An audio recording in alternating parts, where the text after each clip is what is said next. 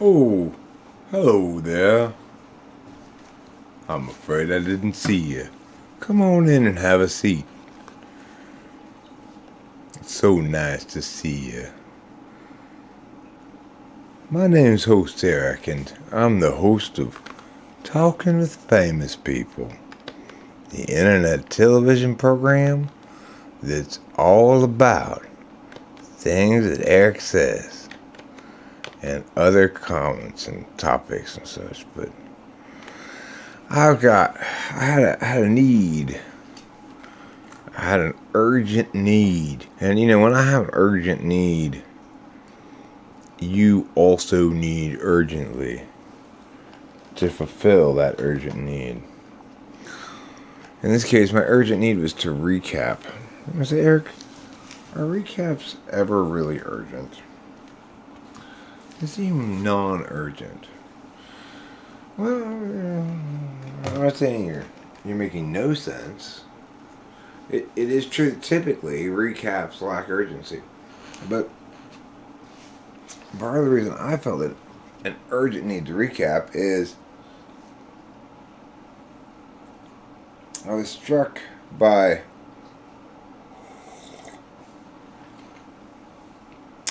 a coincidence and a comment. Thanks, Winston's mom.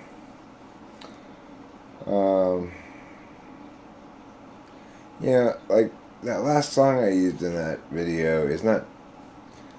It's nowhere close to being done. It's just something It's like I was digging around the pile, right, for something to use for music, and I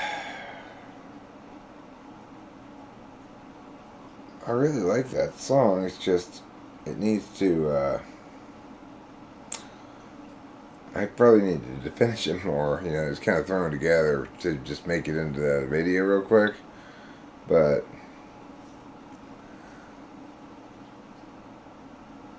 I like it. It's a good song. You may have been born a son of a gun. I like it a lot. I know it's a good song when I can't quite sing it because it's got something weird about it. I will answer your question in a second, of course. I am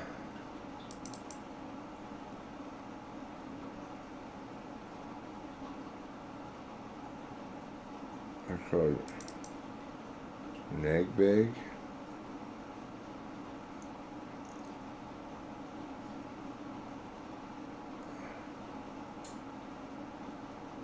Yeah.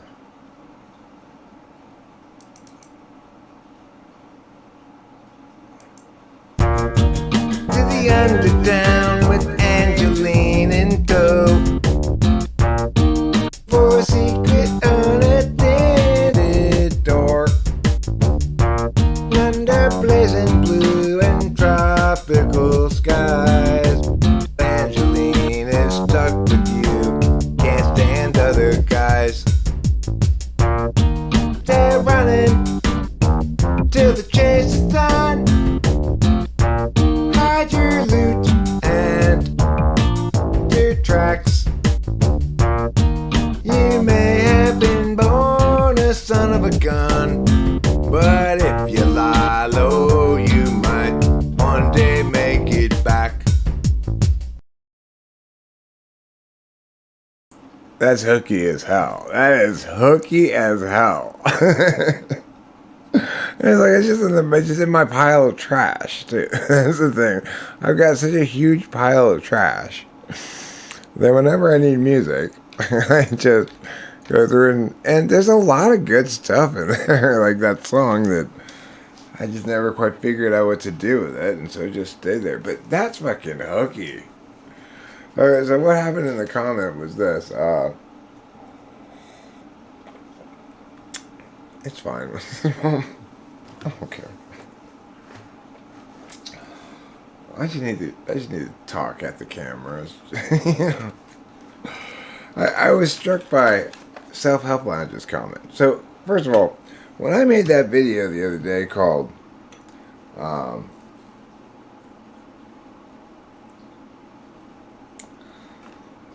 TDF, no, yeah, TDF, type determining fetish or whatever, everyone assumed it was about Curtis.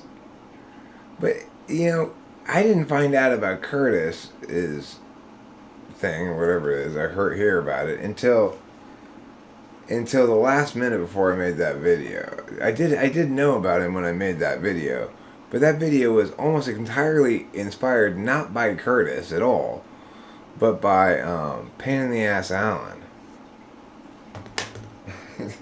Pain in the Ass Alan is who I was talking about in that video, not Curtis. I don't know what to make of his big long comment about, like, I mean, people leave some strange comments that I'm like, what are you, like, what are you watching or referencing or something? Because I don't get it. That doesn't, this comment, it's like, talk about getting everything wrong. Sometimes people seem to get me backwards. I'm not exactly sure how. I'm pretty straightforward, pretty easy to understand, but it is the case that people sometimes get me backwards. Let's see. Alright, so this one. Okay. So he says here, I guess I was contemplating my experiential disbelief at that point that someone can be that committed to their riffing to not check in with the room for such an extended period of time. Had most of all to do with me being mad that my FE fourth. It's ridiculous. Oh no, wait, no, that's Melting Zero, not Curtis, who's saying that. Regarding the other thing, which is more important, I sort of regret in retrospect that I was so blunt about it, because it kind of looks like I was calling you socially inept.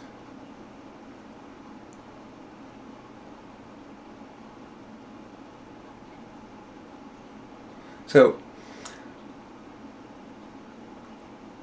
what I was going to say is I didn't find a problem with you saying these things, but whether or not you wholeheartedly believe them. There was an instance where I asked you about the I'm the best typologist in the world claim. You said you hate to lie. And I thought that if you didn't believe that, you would have given me an answer that somehow conveys that you're not being completely serious, or you just feel like saying that, which I respect if it's the case. I just don't know how to tell. Maybe that was exactly what you're trying to do with the overtop reply. I mean,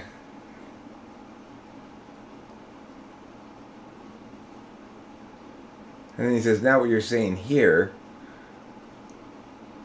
I'd say it kind of convinces me you have the right mind about it, and it's just a thing that happens. Maybe really to selfish FP dominance, which you recently talked about. To me, it lessens the worry that grandeur takes your disinterested calculus. Also, to conclude, I think the viewers of this channel are not having an FP problem with it.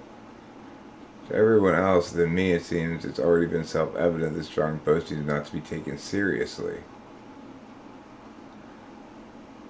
No, but I mean, the thing is, my point is, what I may, you may call it strong boasting,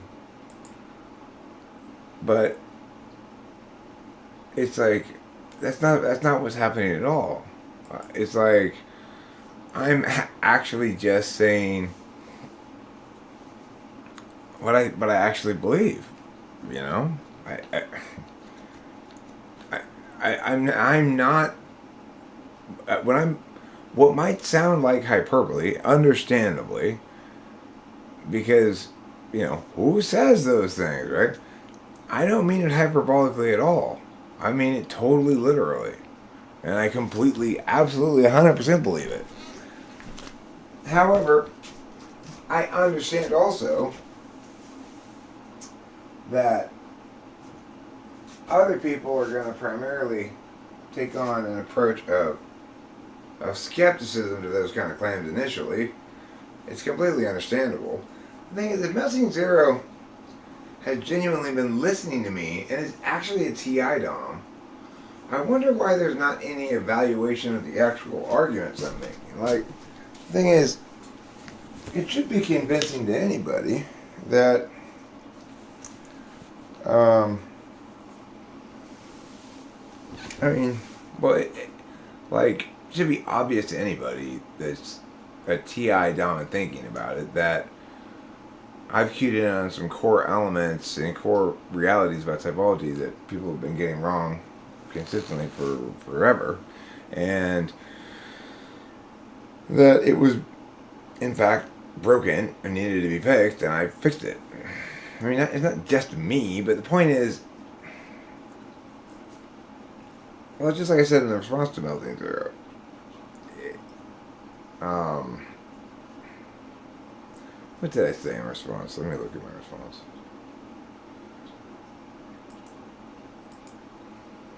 I said, I definitely believe myself the best typologist, but it's only because no one else understands it properly at the moment.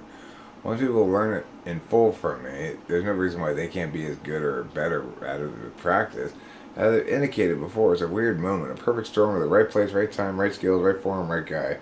It's the confluence of many factors, most of which are independently low probability realities for any given individual. So yes, it's true that I'm probably the only truly competent typologist there is. Nobody else understands it from the proper frame. My challenge is how to tell you that. It's punishingly uncomfortably true, and I understand why anybody would be very skeptical, you know. But it is nevertheless true. So, the thing is, I'm a little surprised that Melting Zero is actually telling me that they still assume I'm just boasting, that I don't really believe what I'm saying. It's insane, you know? There's every reason in the world to think I do mean what I say, and that you should agree with me. You know, it's not like I'm wishy-washy about the matter.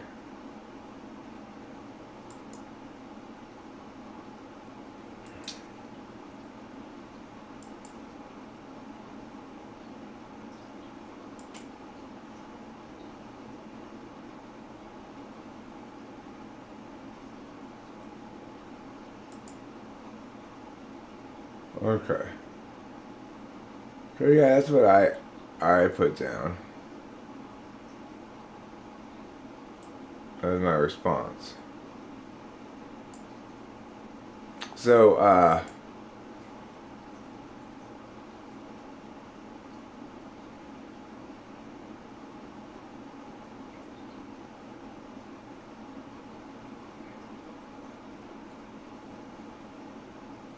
yeah, it's just.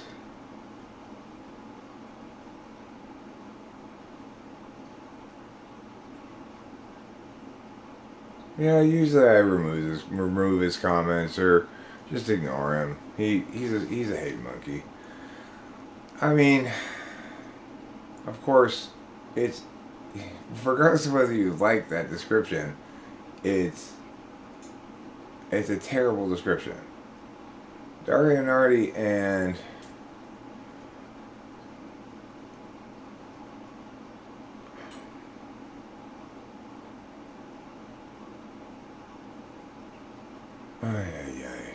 these people. You know, it's like Golenko and Nardi. Like Nardi's an absolute disaster intellectually. He's oh yeah. He's got no business trying to. He's just messing things up, you know. But whatever. I don't care. I don't want to argue with Daria Nardi. Hi, Siegfried.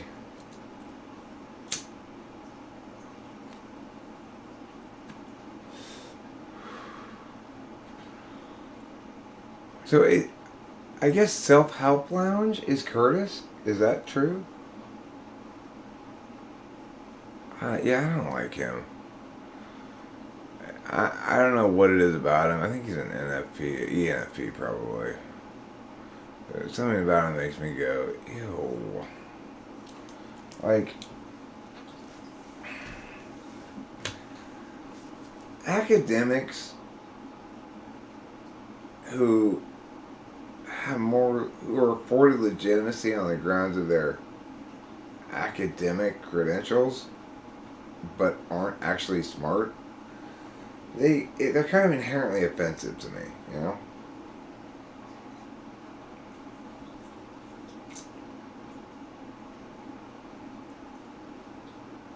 I mean, it might not be. I got confused maybe because I was thinking that Melting Zero was self-help lounge for a second there, so maybe I'm just confused.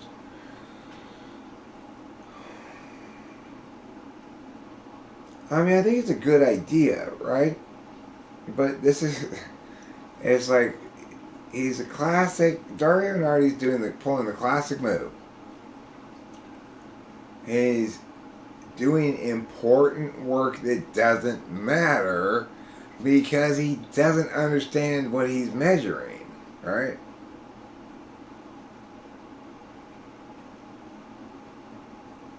Yeah, I might be confused. I'm not sure. I get different people confused with each other a lot.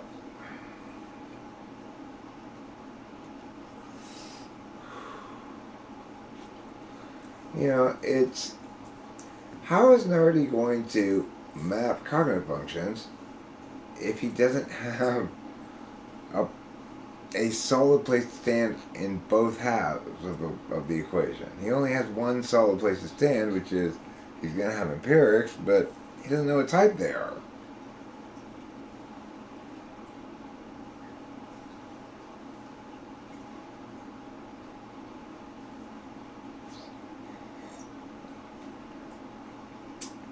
Oh, nothing's going on.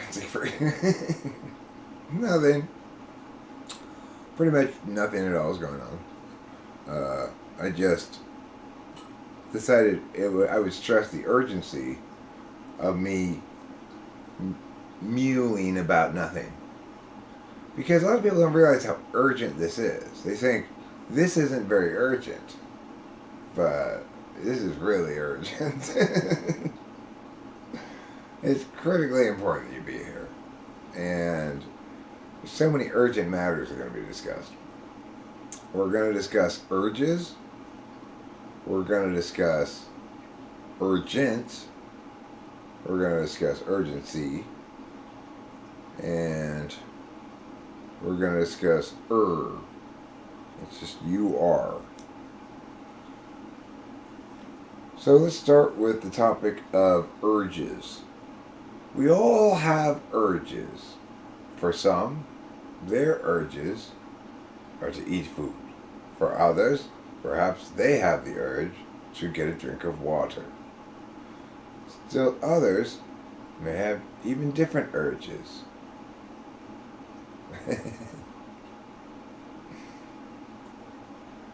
How many urges can you fit in my penis at one time?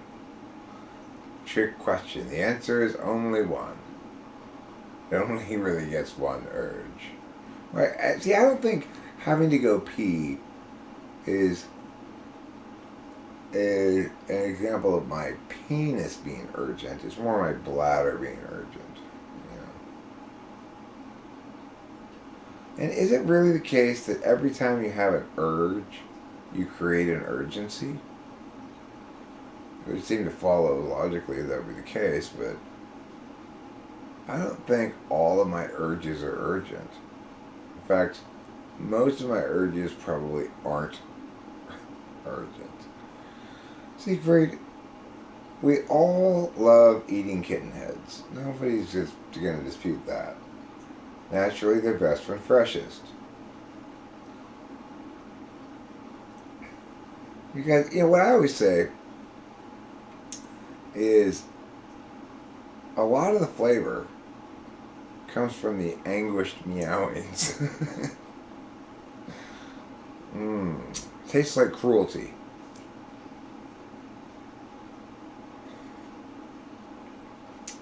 An urge is an impulse, a desire. I would call it neither an instinct nor a passion. An instinct would be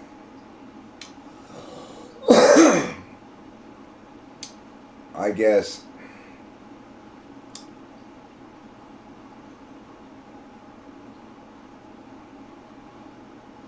like a feeling, like I'm getting a feeling that something's off here. That would be like an instinct, right? But a passion is an enthusiasm of some sort.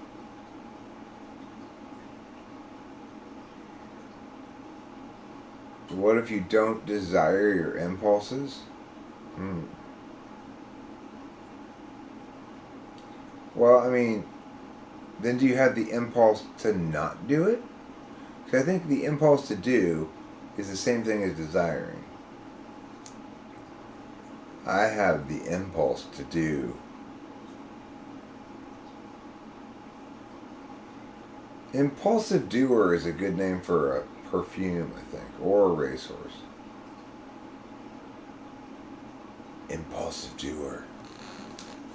You get a celebrity to be like its spokesperson or whatever. Somebody who's an impulsive doer, like, let's see, Amber Heard. Your racehorse's name's Crazy Diamond?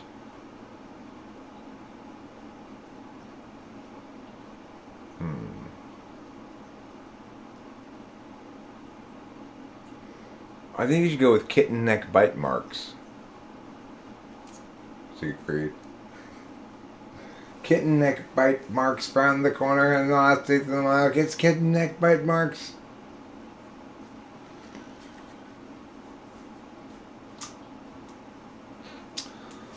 These people who are... Is impulse a tactic or a strategy? Could be a logistical or diplomatic. Well, it doesn't have to be a tactic or a strategy. Because... I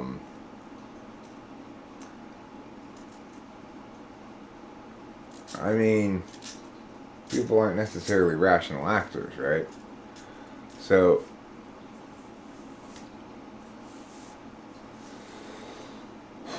I'm not really very impulsive, really, except that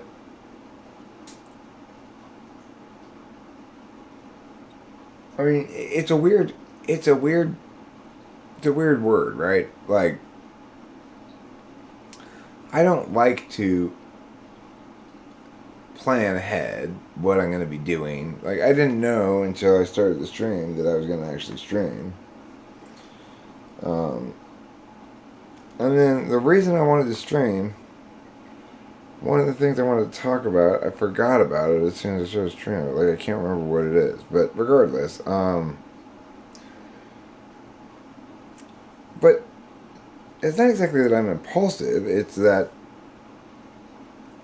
I try not to decide ahead of time. Right? I don't like to decide ahead of time. Does that make me impulsive? Yeah, well, for instance, Mom, here's the thing.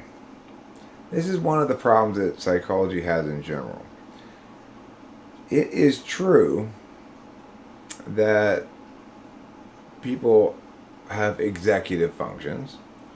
It is true that making and following through on plans links to what are considered executive expressions of self, executing a set of steps or whatever.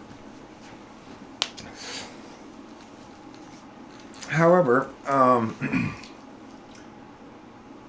it's a huge mistake to think that people who don't validate on an external metric of being good at executing, having good executive functions, like, somebody like me has been accused. I have in the past, and it's probably, if you're going to make an accusation that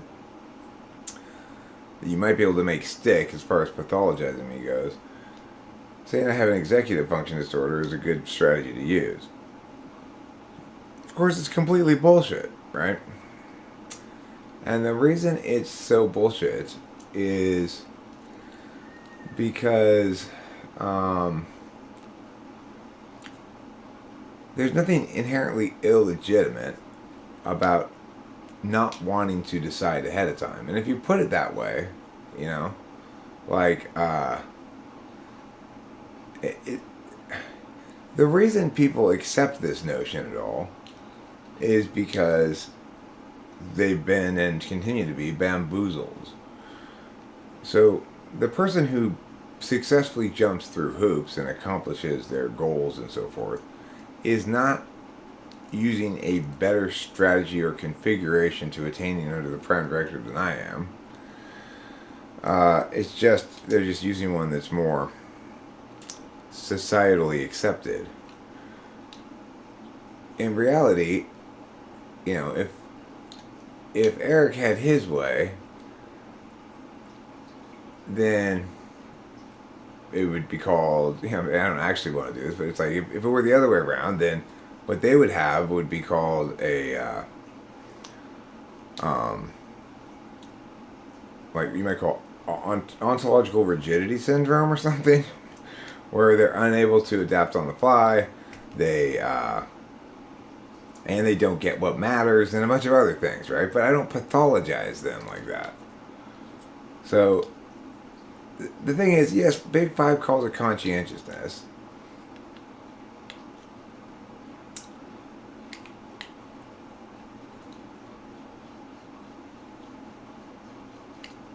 Well, that's true, Jake Forrest. And that's why I'm somewhat taking exception with the word impulse and right. But see, and that's the thing, Winston Baum. It's never a good idea to try to link to those letters like that. That's how to get it wrong, right? So being flexible and spontaneous has nothing to do with being a P. Nothing at all. So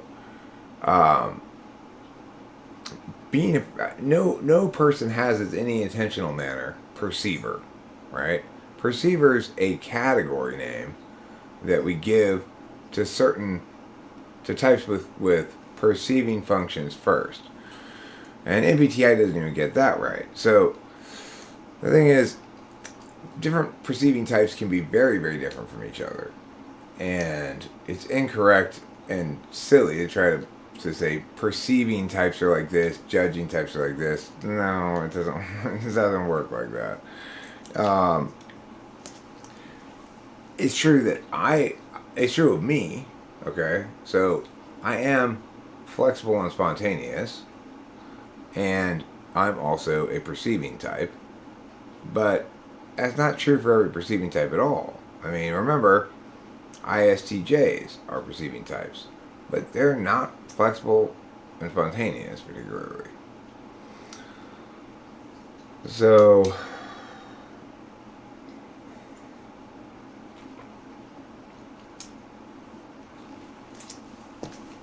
what we want to do is move away from this kind of generalized description things into making actual distinctions between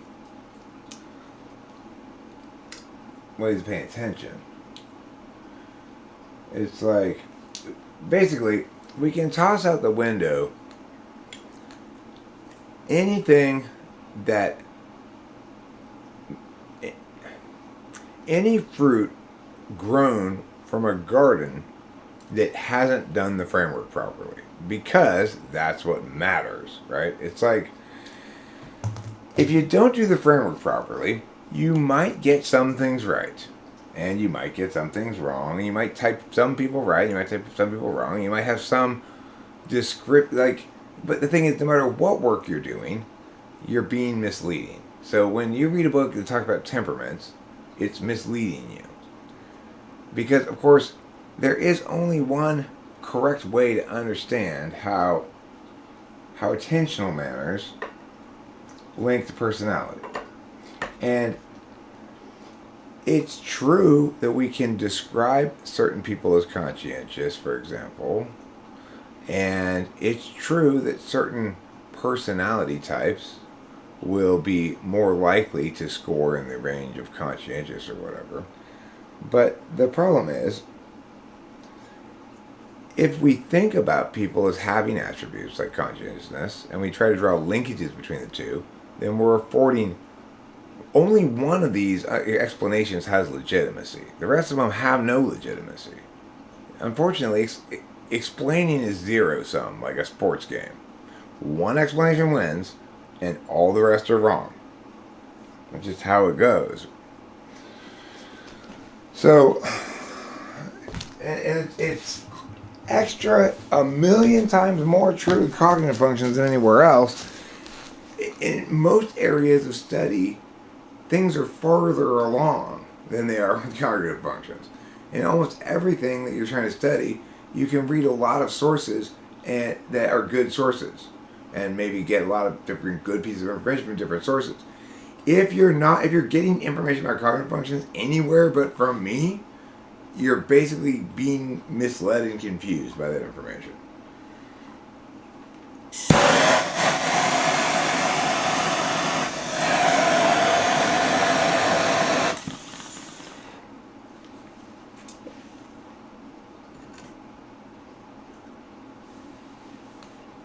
Of course, this is the thing. That reality causes me a lot of problems. Because people say things to me and I respond to them, you know? It's like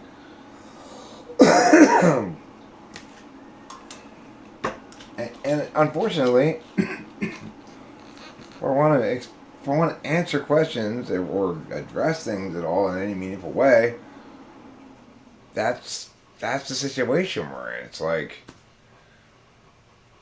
there's clarity here, and literally everything else I've encountered is an attempt to muddy that. In other words, socionics doesn't want to be falsifiable. Kersey doesn't give a fuck that he's just metaphor. Jung was dreaming up magical nonsense from the day he started. Myers and Briggs think the only reason you learn things is to use people more effectively. I mean, the whole thing's a clusterfuck of failure heretofore on every level. Socionics spins out of control in these TI nodes because they don't have any framework. If you don't have framework, you're never going to do anything right in terms of explaining things. It's a prerequisite to a good explanation. If you haven't talked to yourself and the people you're talking to about your explanation, if you haven't said before you started it, if you haven't talked about, okay, here's what this thing I'm trying to do is an example of, here's how we attain a status determination on this, here are other alternative ways to attain status determinations, and here's the arguments as to why this is the best way. And we look for exclusivities. And we point out that we can't both be poets and writing for a scientific journal. That poetry is fine. It has its place in the world. But it's not for serious intellectual work. And unfortunately, almost all of the work done on cognitive functions heretofore has been poetic work. It's not been rigorous. It's not been philosophy, it's been poetry, right? Or mythology. Philosophy is hard and requires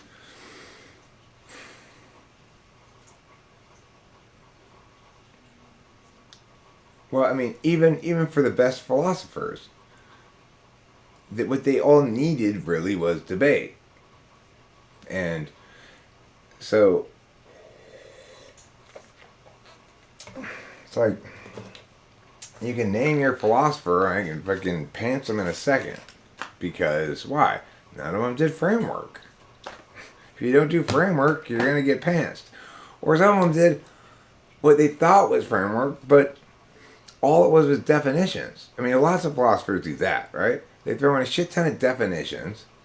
They mew about how they're going to address criteria. They sort of talk about it or around it.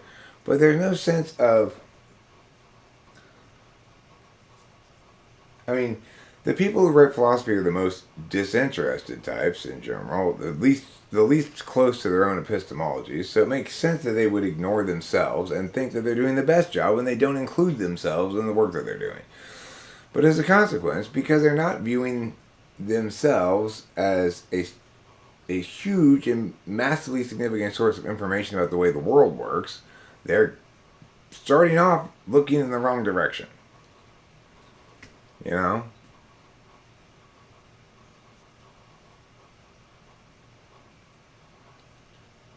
I mean, I know it's an FE landmine. I know. Look, it's like,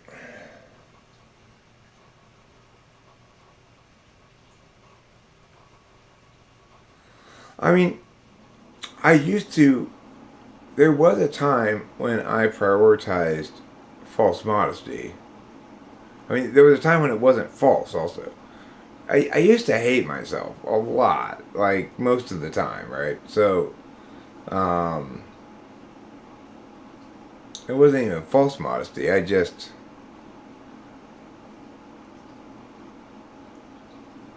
hated myself. But and then for a stretch of time, there was some false modesty as I was trying to do FE stuff as best I could.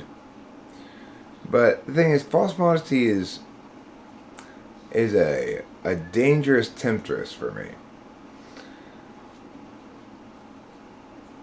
It's like as it is, I err on the side of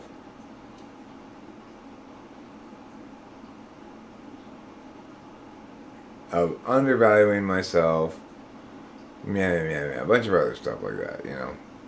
And it's not like the weird. This is what I think is weird.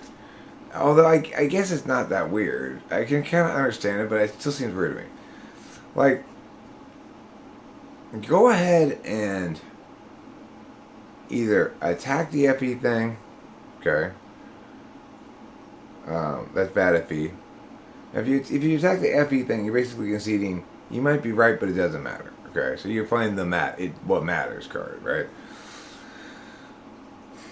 Or you can say to me, with those claims, you cannot possibly be correct about that, and you must be crazy. That's fine too. But do not accuse me of not being serious when I say that. I'm dead serious. There's no joking. There's no hyperbole. I genuinely mean those very grandiose statements.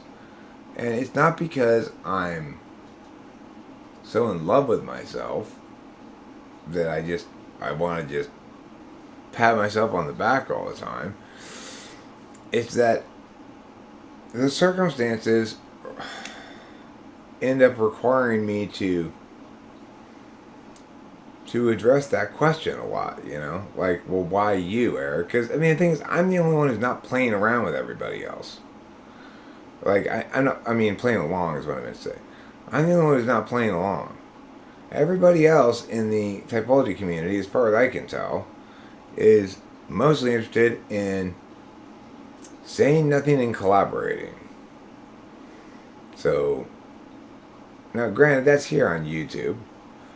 So, there's that. But the thing is, for me anyway, YouTube has made me a much more robust scholar slash thinker, etc. because I get a lot of pushback. It keeps me. It's kept me sharp slash made me sharp in ways I wasn't before. And of course, everything's subject to scrutiny. It's like when I put up those typing sessions, when people will let me put them up, every single thing I put up, I always know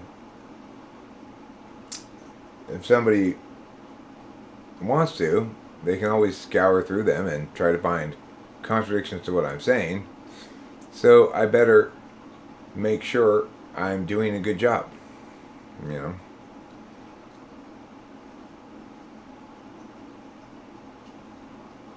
Grandiose.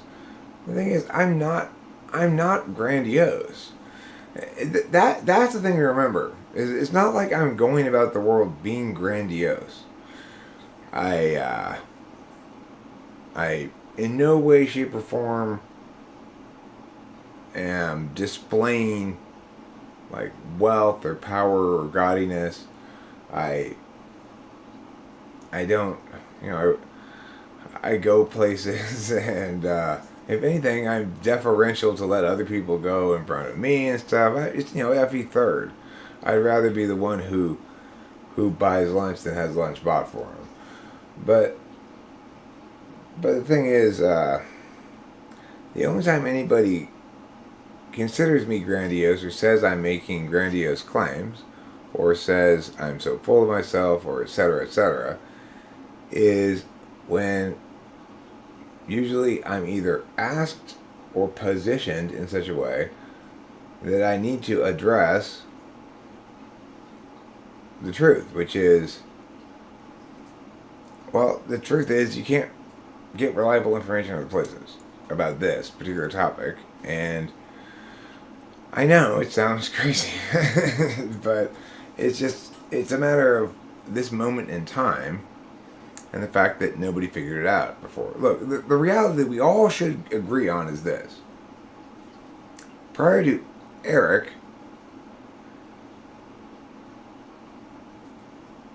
that there were a bunch of different people doing a bunch of different things with personality. Almost none of them, if any, were claiming themselves to be exclusively right about it when what they were saying disagreed with what other people were saying. And nobody had gotten anywhere as far as I've gotten in terms of actually nailing down empirics. Testable empirics that link to ungameable things, right?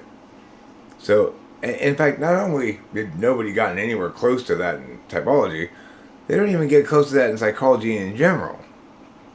So, it's like that's what it is. I don't know. It's like it's not like I planned to become a typologist or something. I thought this shit was stupid. I like every other smart person who dismisses this shit, right? It's like, I thought it was cool the first time I saw it. That's cool. It makes me kind of feel good about myself. At least I have some kind of an explanation about who I am. But then I just didn't even touch it again for years because without cognitive functions, it's just astrology. And it wasn't until I came back years later that the internet had stuff about cognitive functions. I started reading about them. And, I was already sitting there thinking about philosophy stuff. And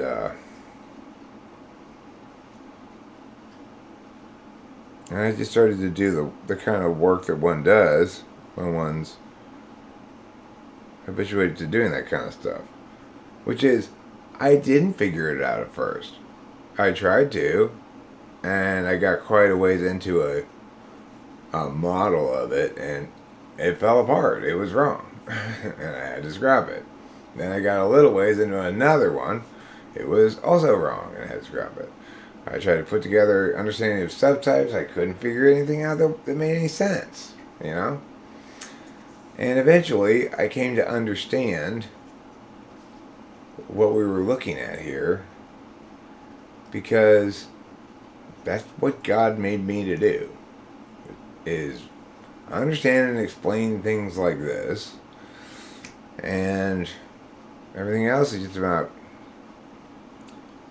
right place, right time, right forum, right guy, right everything. It just happened. I don't know. It's not like I've ever figured anything else out like that, really. I don't consider myself a guy who goes around and solves age-old problems or something. I didn't even know this was a problem.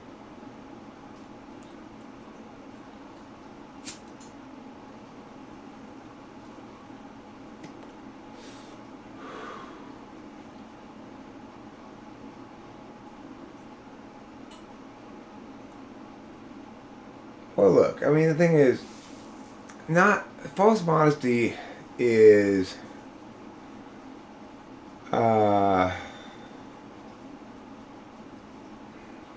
it's a tricky one, though. Jake Forrest, that's imagine and maybe Siegfried as well. Or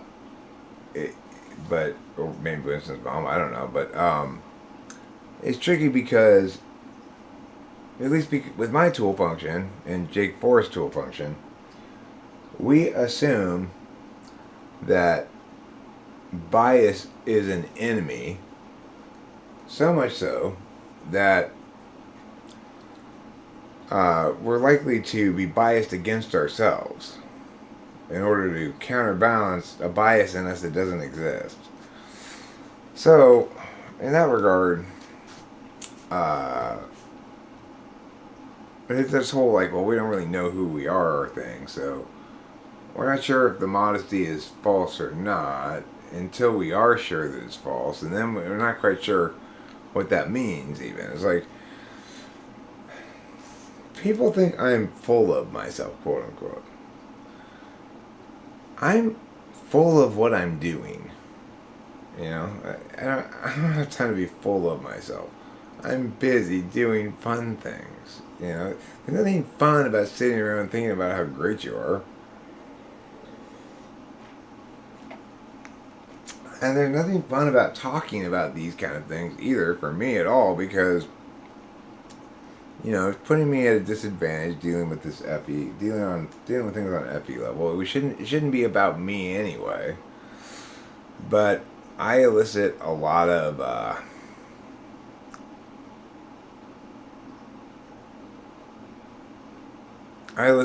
strong reactions from people. You know, a lot of strong reactions.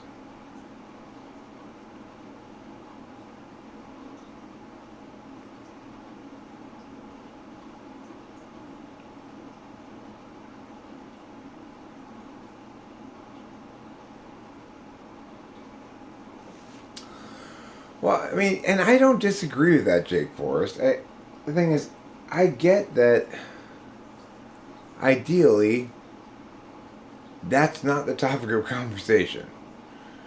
I don't want it to be the topic of conversation. What tends to happen is somebody comes in and I mean, the thing is, it's almost reflexive that I respond on point. So, if somebody's going to attack me, I'm going to respond on point. And I'll say, no, that's not true about me, actually. I have plenty of achievements or accomplishments. Because people say things to me like, well, you're just a homeless loser living at your dad's house. And I go, well, I mean, yeah, kind of at the moment, maybe. I mean, sort of, but I don't. If you're trying to like get me on some grounds of like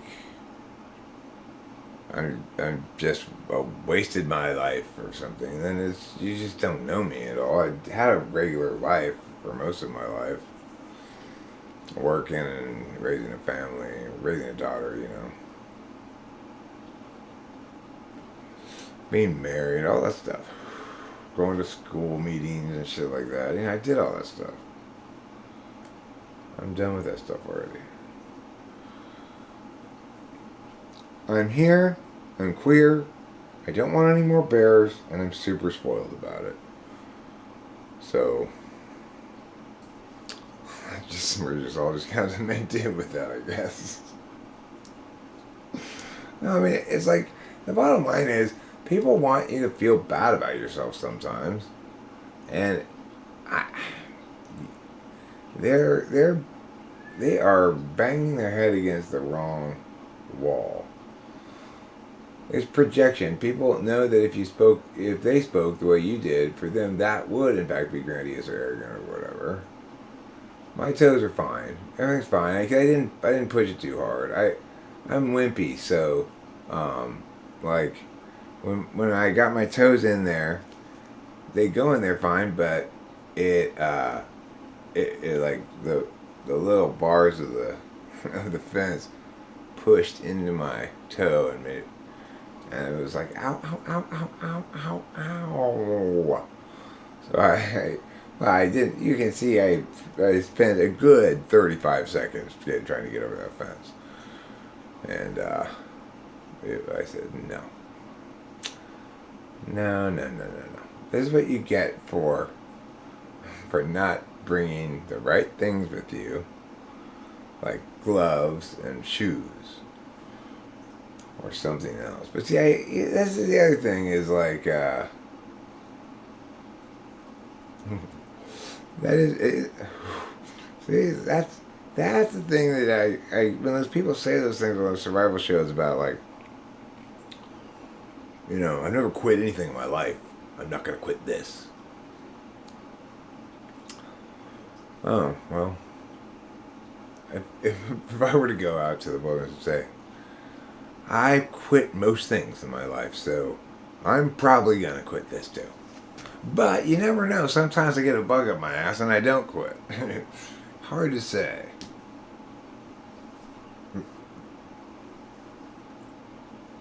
Oh yeah. I this thing was I put as one of my this one goes right up there with my water changing solution. I'm very patting myself on the back about this. That for me that was just like TE masterwork. Mwah. Because I had it set up so it it basically couldn't tilt forward or backwards at all, okay? Or side to side. The only problem I had was I didn't know it was doing this. I couldn't see it because you couldn't look over the edge of the bridge because of course it's got a big fence up there.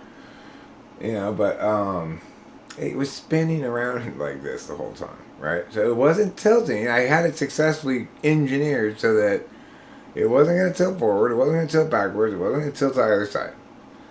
I had these long legs going out the sides of it, so it gave a lot more stability that way, you know. But so I was confident it wasn't going to fall out.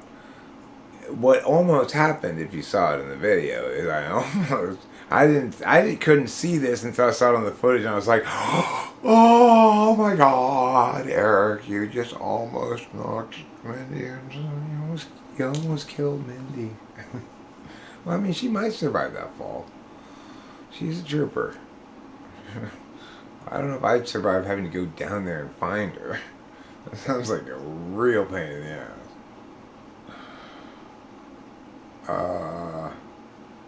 So, words are man's first and most grandiose invention. With language, he created a whole new universe.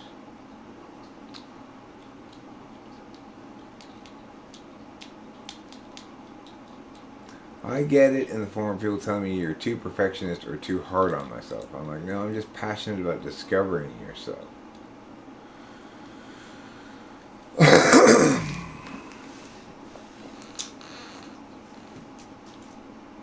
Well, you know, I should warn you, you know, it's safe here.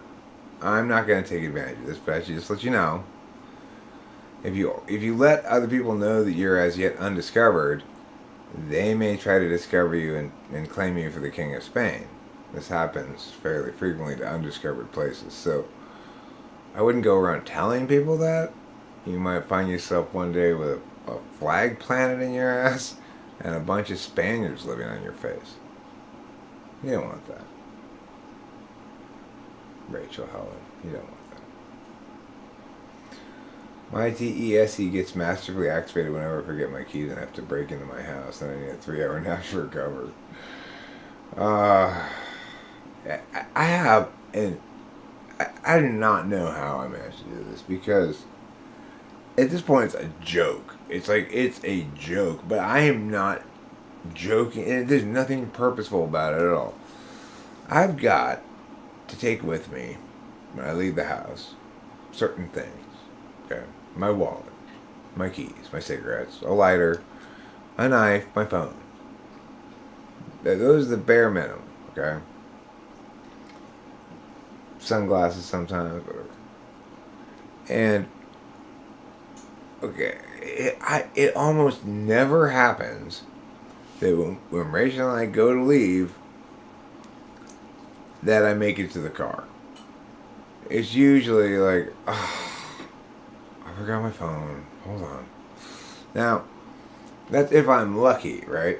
If I'm unlucky, we're in the car, and I go, I don't have my keys. Now we can't go anywhere. How can I forget my keys?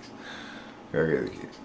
If I'm really unlucky, I've forgotten my cigarettes or my phone, because I might not notice that until I'm already driven away. And somehow, despite the fact that I don't have that many things, I cannot seem to get them all into my pockets before leaving this place. And the reason, I know what the reason is. I do it backwards. I put things in my pocket, and then I go, well, I've got my wallet, I've got my keys, I've got my phone, I've got my sunglasses. You ready to go, Rachel? That's dumb. Because what I should be doing is saying, Eric, what do you need to get? Not what you already have. You see what I'm saying?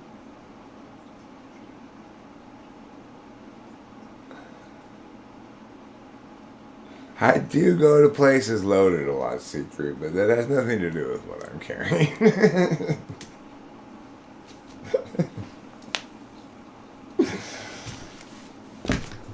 I mean, it's important to stay sort of loaded and something all the time, pretty much. And if you're not loaded on something, then you're loaded on rest. Rest and SI and just rye-ryeing the shit out of your bread, you know? And you just get loaded on that.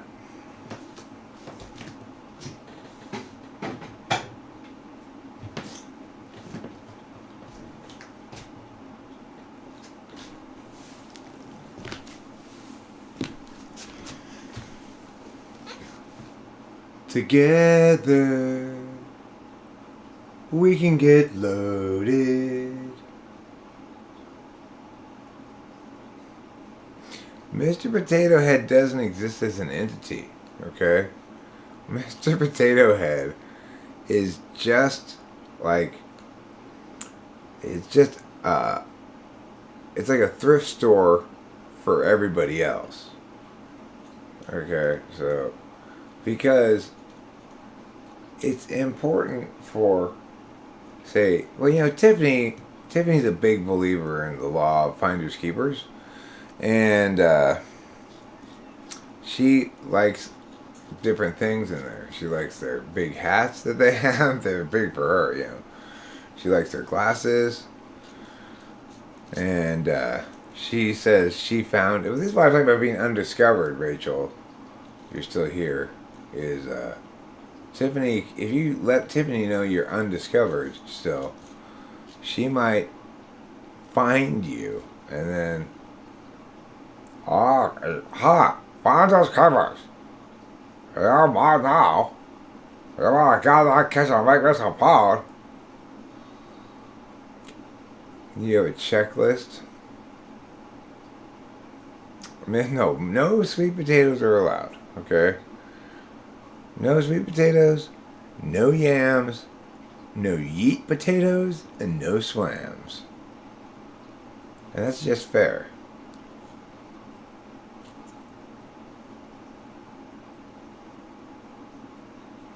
Yeah.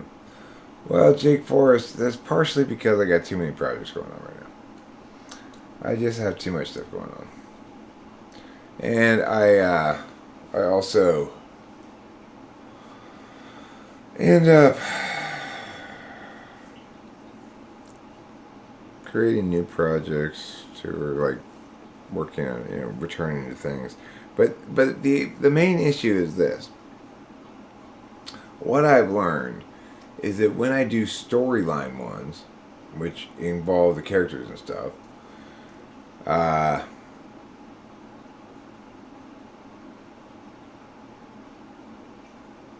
well, it's like, I like to do storyline ones all in one location where I can move and blah, blah, blah, blah.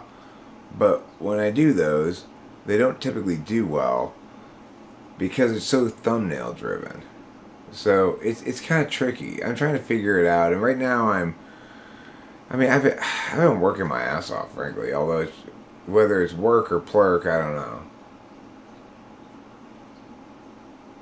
Hey, DX, DX, DX, DX, DX, DX.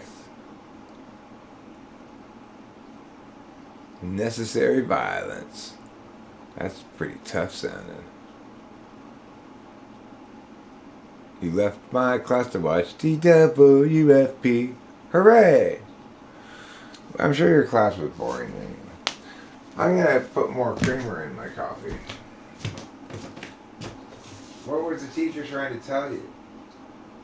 Something about the learn this and learn that. Me. I'm gonna teach you information about things. Me. I'm a teacher. Is that what your teacher sounds like? Me, I'm a teacher. That's what I sound like when I'm teaching. I sound exactly like that.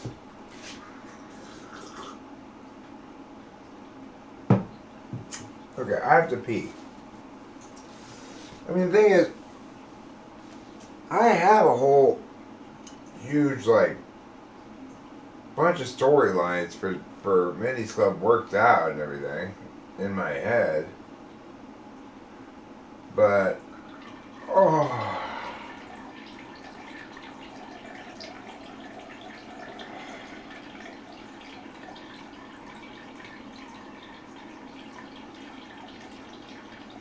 God, I get it.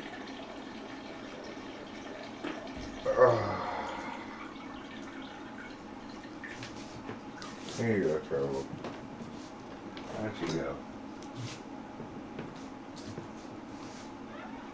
Well, Trouble has officially completely won now.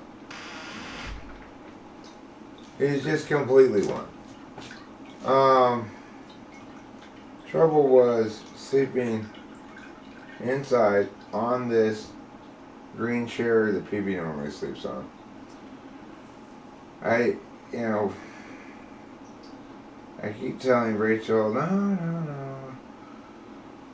We're not going to let him in this part, because I don't think she wants to let him in this part, but I can't defeat him. He's too powerful. He's too powerful an enemy. It's like, I don't think that anybody could defeat him. He's really, really charming and pushy. So it's a tough combination to beat. And persistent.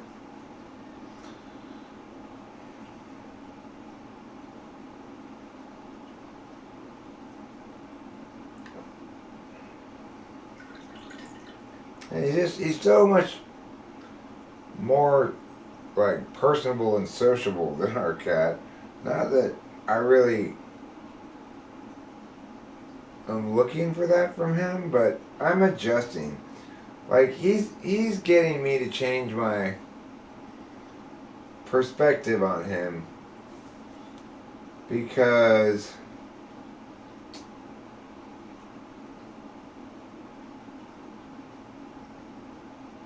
I guess I'm realizing that I've been working out the assumption that you can only integrate a stray cat into your family so much that he can't really ever be your cat, and they're never really gonna get tame or yeah. But Trouble is a different kind of cat. I mean.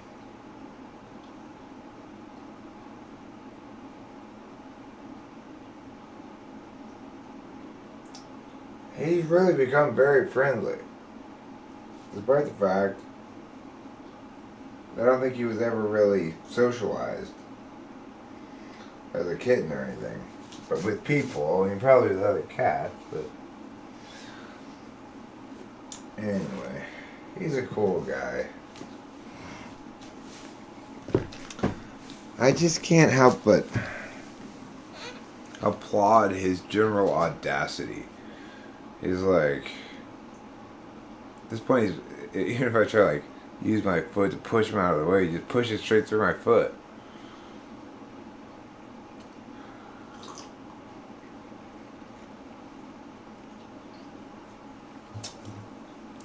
Environmental science. There's no science to the environment. It's all just gut. You can only science the environment with your gut feelings. I have a feeling there's some sort of chemical reaction going on over there. I have a feeling that littering is good for the environment. It's not exactly bad for the environment. It's just ugly. Well, I guess it's bad for the animals to get caught up and stuff. You know what's crazy? I finished watching season 2 of Alone, original I did today. The INFJ won it. ENFJ won the last one, INFJ won this one. And the last 2 in this one, the other guy is ISTP. And the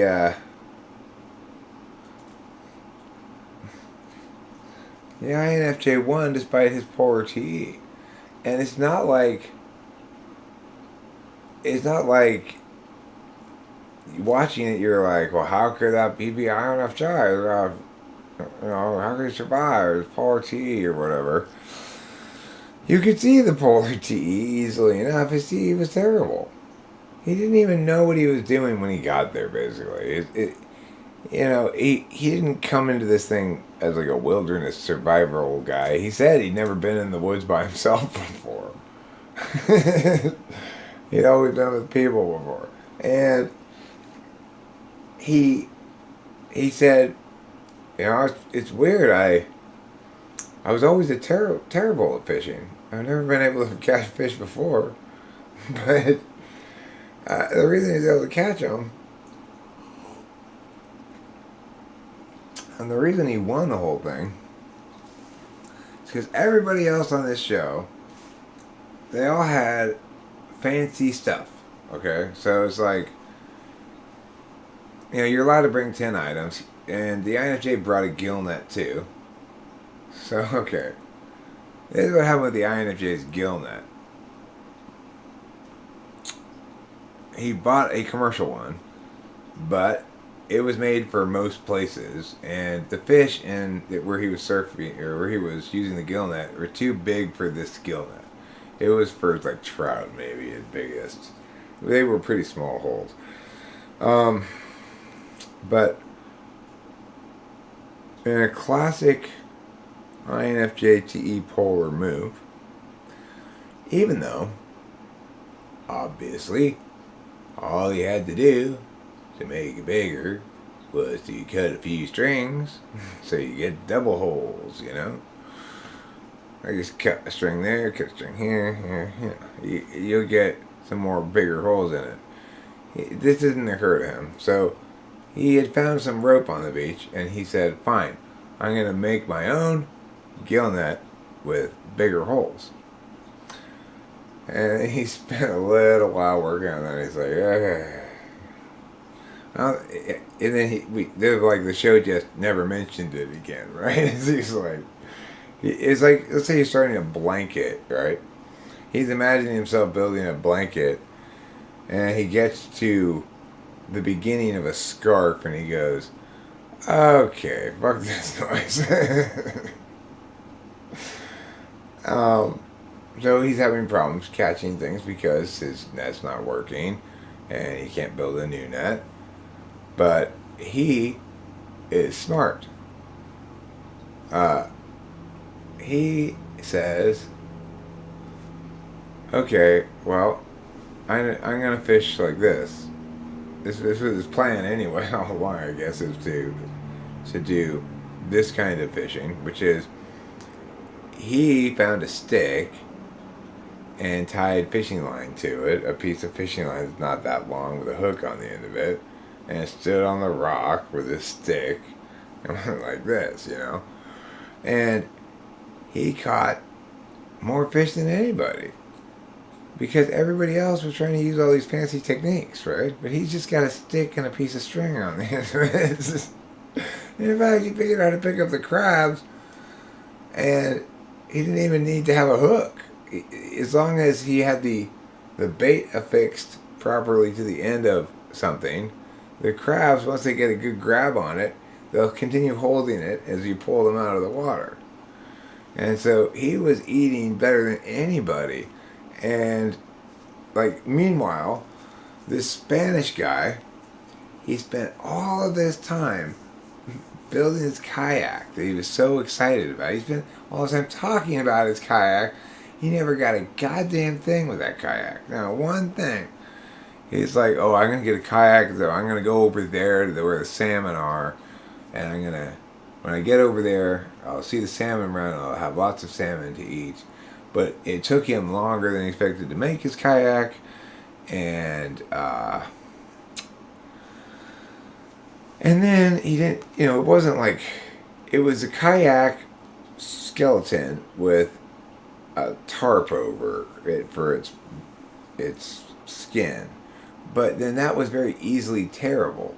Like if he just touches up against one little rock or barnacle, it's like, right?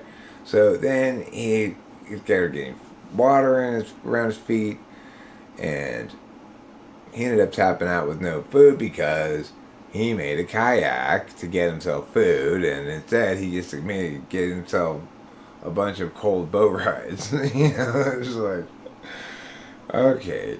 And it's like every time the camera, they show him, he's like, So I was really hoping to take the kayak out today. And in fact, what knocked his ass out? I just saw this after I last talked about it too, which is, now, my TE is not great, okay? But this guy, when he is telling the camera this is his plan, I'm like, you've got to be fucking kidding me. You are so fixated on your stupid kayak.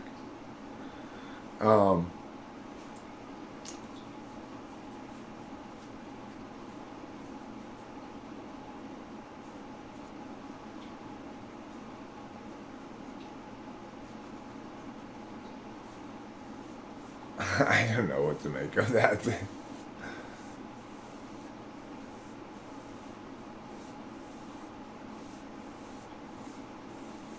Well, I mean, I think the problem, Boba Fett, is that you're thinking in terms of doing things.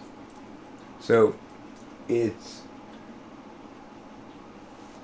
not everything is a function that's, in fact, every function to some extent can work from any of the three perspectives: agent, subject, object. So, like, my relationship with introverted feeling is not that I can't do it, because it's not something to do, right? It's a way it's an implicit relationship between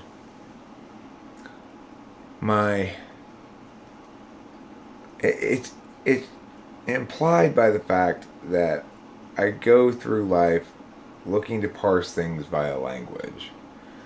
And as a consequence, I experience my feelings, but I don't look to them for information.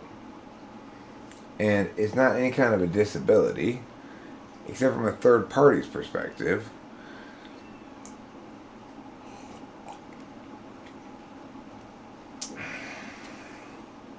And yes, it is in fact the case that you basically, from my perspective, can't TE at all. What does that mean?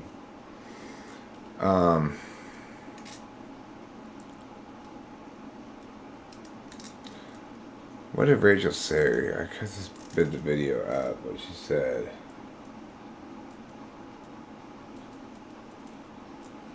I forget. Regardless,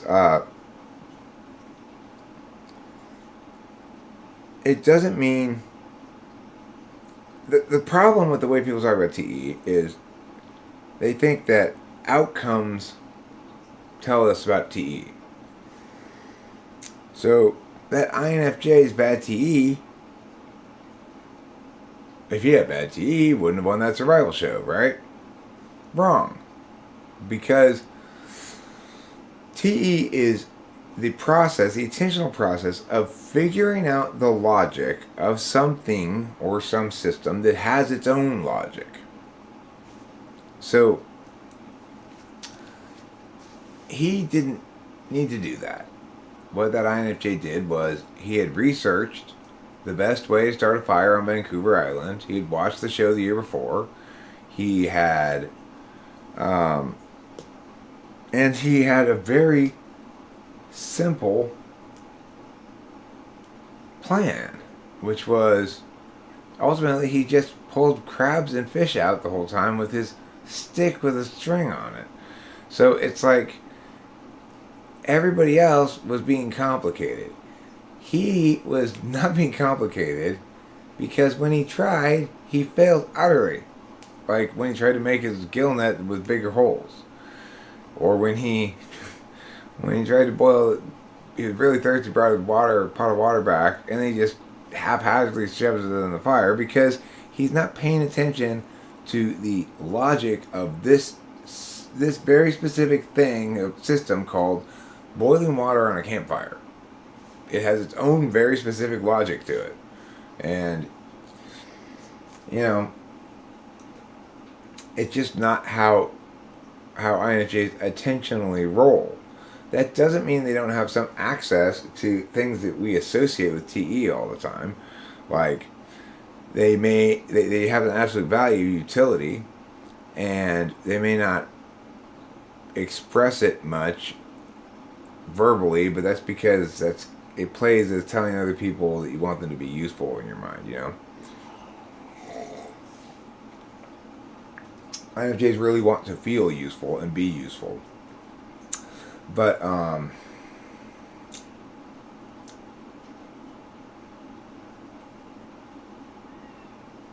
mean, we've all seen it too many times before to deny it. We've seen it too many times. Where I ask these ordinality questions, and TE polar people, sometimes I'll ask them one way. I'll go like, okay, what's the optimal number of steps to break cleaning your shoes into? And they'll say 4. And then I'll say, okay, and what are they?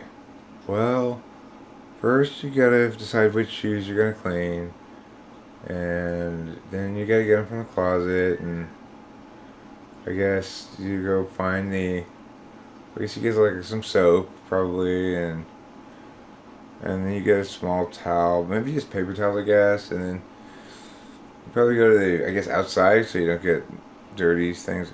How many steps are you on? Oh, what? Oh, right, the number of steps. Oh, I wasn't keeping track. It's like, that shit is so powerfully indicative of what we're talking about. And ultimately, when we're able to lock down those kind of linkages, like I said before, and I'll repeat it again, because it really bears repeating. What is happening here with cognitive functions is not perfect, but it's not only better than the alternatives for personality, it's better than anything psychology's offering, frankly, right? Like, psychology doesn't have satisfying explanations. The reason it doesn't is because, as I've said in videos before, it keeps running afoul of the same problem. It is predicating its thinking about psychology on the idea that humans are all one thing. We're all examples of the same one thing.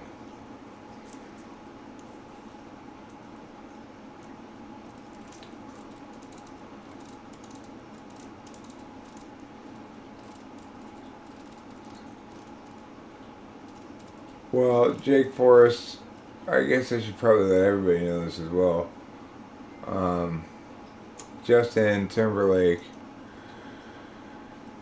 has once again let sexy lapse, and he called me and asked me to bring her back again. So I will be bringing sexy back, and hopefully sexy won't be too worse for the wear when I arrive with her. Hello, shuffler. Every day you shuffle, then. Which slot of TE would be repulsed by the idea of operationalizing a certain set of activities or decision making into protocols and/or guidelines? I mean, 8 or 6. 8 or 6 is gonna dislike it most.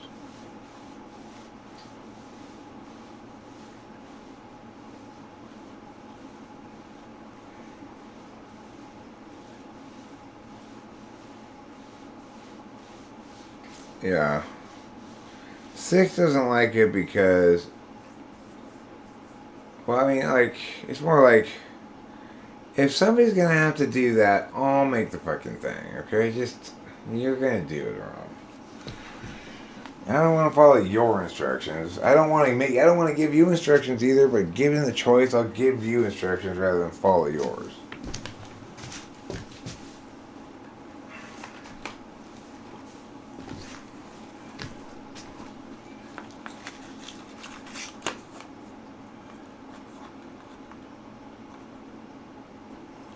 What kind of a doll or action figure is sexy, and if one were to bring her back, in what shape would sexy be best presented by? Well, as a general rule, you always bring back sexy hot and wet.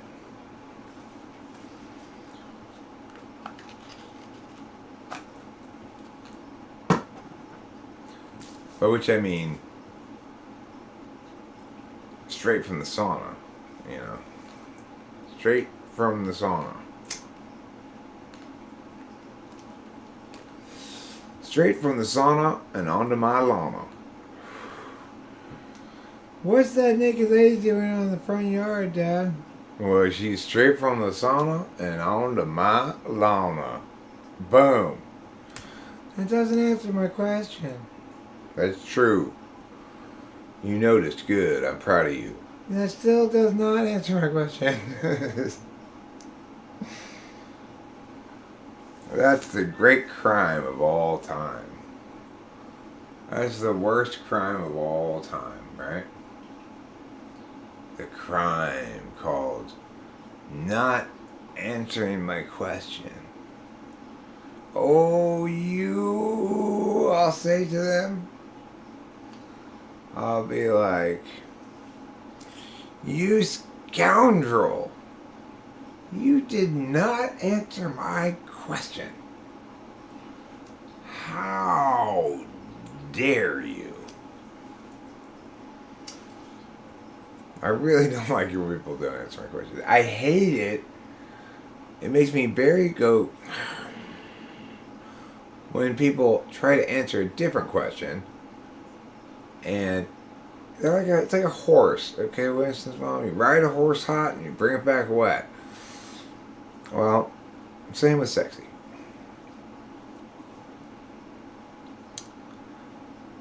Sexy's body is so exaggerated in its dimensions that she looks hideously deformed. She's got just gigantic, massive breasts. And her waist is like this.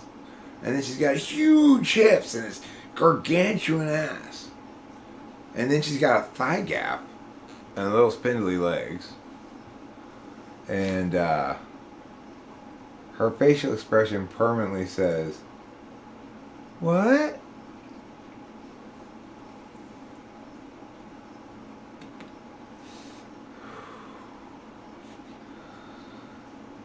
Shuffler, what I would say to that is, what I say to everybody with the TI test, I can only reliably say 1 or 2, 7, or something else. Because depending on the individual, 3, 4, 5, 6, and 8, it's going to have a lot to do. The differentiation between them is going to have a lot to do with particulars.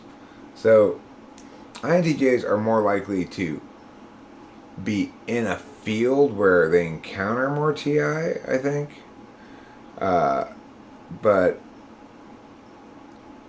sometimes the ENFJs can do quite well on those even, because I think they're probably using NI, I'm not sure.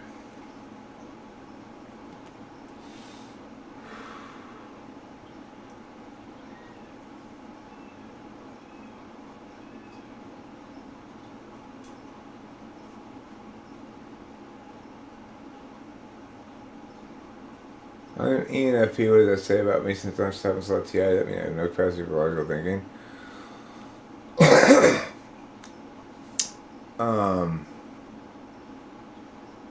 Yeah, basically. But, I mean, the thing is, what I mean by logical thinking, I mean precisely logical thinking. I don't mean good systems analysis, good reasoning in terms of problem solving, process stuff. I mean literally deductive reasoning. You basically you basically lack the capacity to do deductive reasoning problems as a demonstrable skill.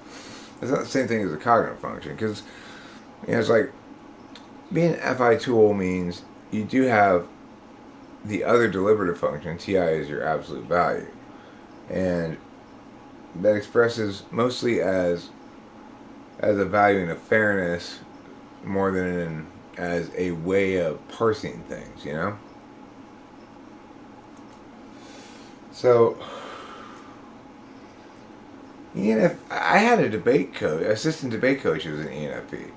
So you don't have to. There are TE workarounds to everything. Okay, you can TE work around that shit.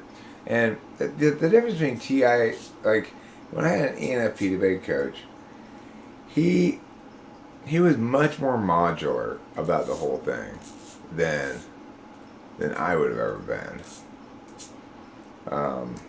And I kind of ended up regretting hiring him, but he's killing it now in China. He's killing it. He's got he married some Chinese lady, Freeman, and he's winning tournaments and doing great.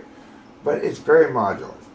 He has debate resources, like blocks, and he's got basically run this when you hit this.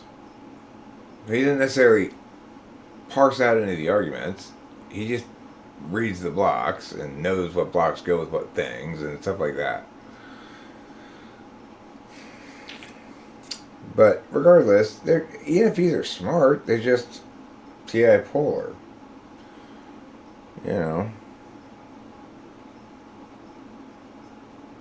It's not that's the crazy and horrible thing. Is like TI gets conflated for intelligence. TI is not so much intelligence as it is fairness. It's disinterest. So it's like, and it's black and white. FI loves cutting babies in half, whereas TI doesn't want to cut even non-babies in half.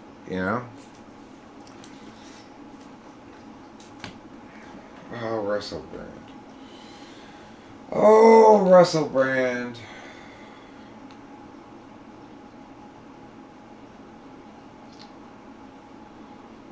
Russell Brand.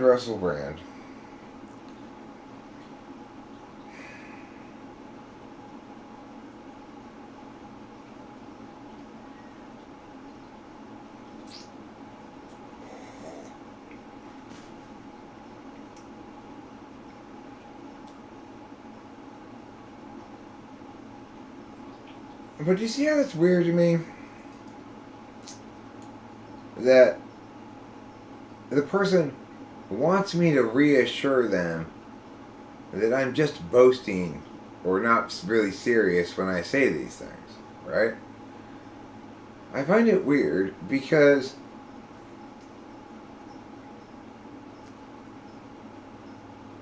it starts off, oh, I had a basset hound once. With Michelle Way. I had a basset hound, and he was the dumbest dog I ever met. But you know, he was sweet, but he was also such a pain in the butt. Every time he saw a cat poo, he'd roll around in it. No! Like, before you could grab him or something, he'd be like rolling in the cat poo. Oh, for fuck's sake, dog, why? Why do you want to roll in cat poo? It's so gross, and I got to go home and wash you. That's my experience about messing out.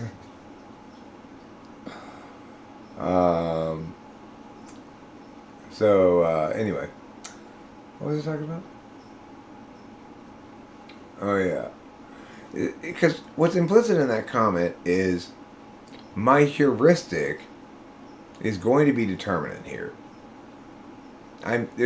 There's zero chance that I'm going to approach this issue as something that can be determined or is going to be determined by a non-heuristic. Well, and this is the problem I have. Most people are evaluating most things with heuristics most of the time. And one way to evaluate whether or not this particular individual is worth listening to is to check for, you're listening for things that are wrong or crazy. So, like, when I listen to somebody talking on YouTube, well, there was this one really stupid guy that I think it was Bobby Brown / Leaf Trimmer recommended to me and somebody else, and I watched it, and it was like in a horrible dystopia like this that we live in. It was that shit. I forget what his name was, but like that guy, just you don't have to listen to him very long to hear a couple of obvious cues that are proof positive that guy is completely full of shit. So I get the idea that you're listening for indicators that may be just one or two sentences, but indicate a lot out of one or two sentences, right? But that heuristic that you're applying in that instance is not a good one. It's an FE one, and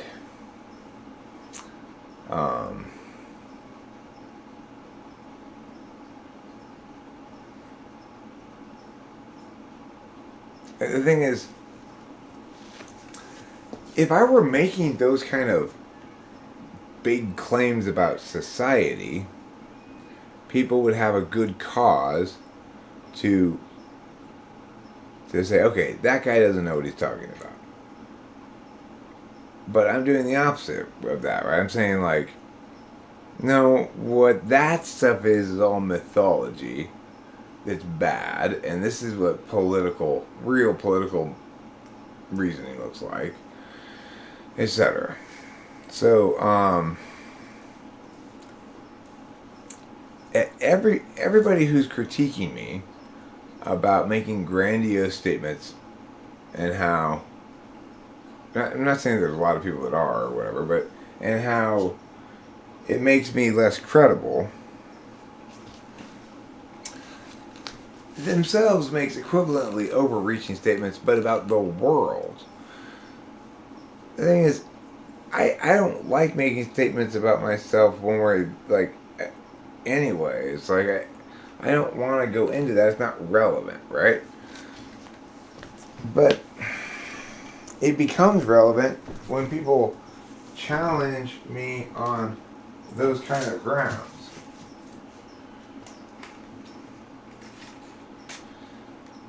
But the thing is, in that comment, when that person said, basically wants me to reassure them that I am in fact being hyperbolic and I'm boasting, I don't really mean it when I say that, it's like, oh God. Yes, I mean it when I say it, but if you're predetermined to use some kind of heuristic, like whether or not I'm willing to own it, and if I am, then it can't be true. Well, I mean, there's nothing I can do about that. Then I'm just double bound. So whatever. I'm so tired. I should go to bed. I should smoke a bowl, not a cigarette right now. I don't smoke enough weed is the problem. I think we've finally diagnosed my problem.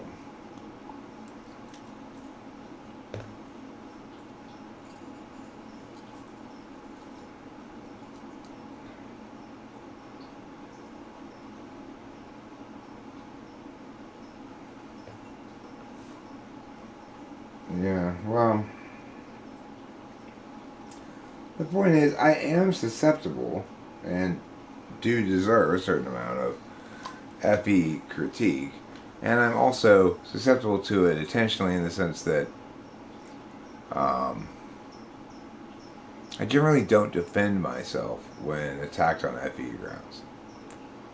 You know, because probably I fucked up on FE grounds. So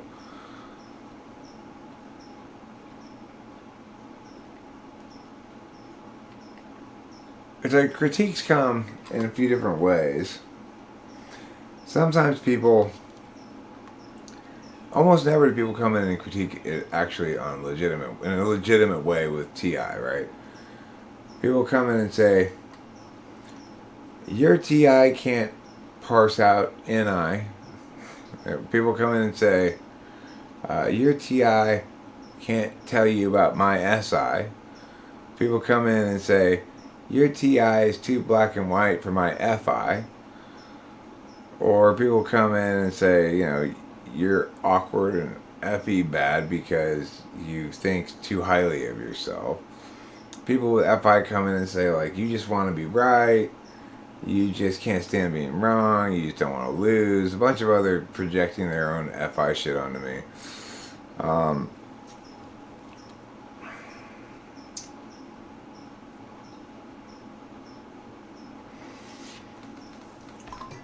But, like, at the end of the day, what it boils down to is what happened with Ghost of Jung, right? Ghost of Jung interviewed me, quote unquote, or whatever you want to call that. And he started with the first question, like, why do you think people don't want to interview you very much, or why do you think people don't talk to you or invite you to come on their show or whatever he said? I don't remember. And I didn't even realize this until after the whole thing, but he did not expect the answer I gave him at all.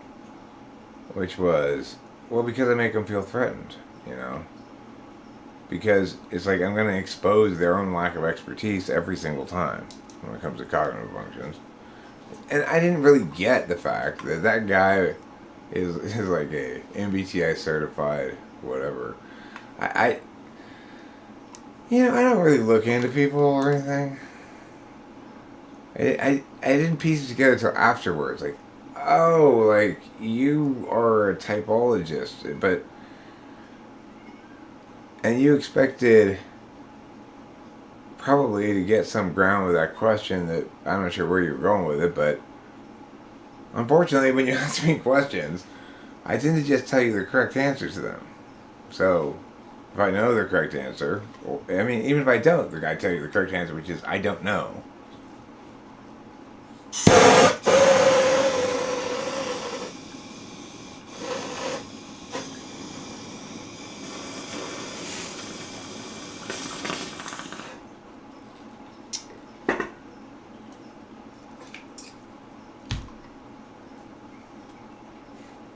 That's the thing.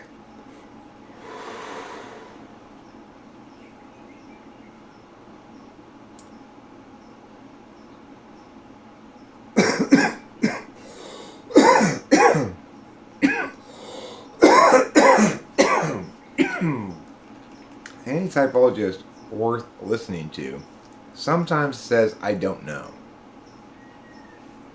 They have enough of a good relationship with their own metacognition that they can tell how certain they are and how certain they should be about certain things. The typologists who just want to have a YouTube channel or whatever, I mean, I don't know what to say about it. I'm sure it seemed like a safe enough topic when they started. it seemed like a perfectly safe thing to do. It turned out not to be because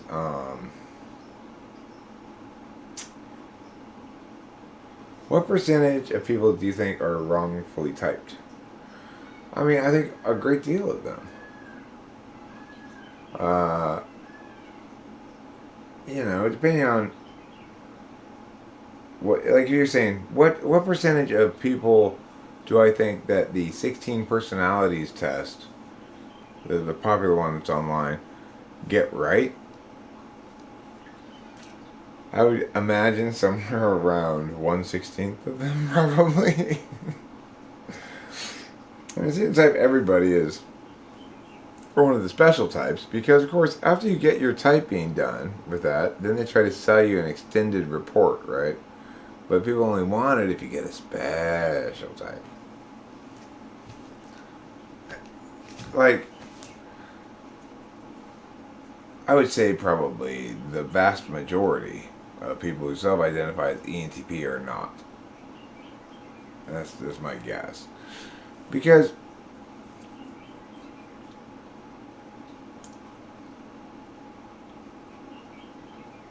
it's one of the types you're most likely to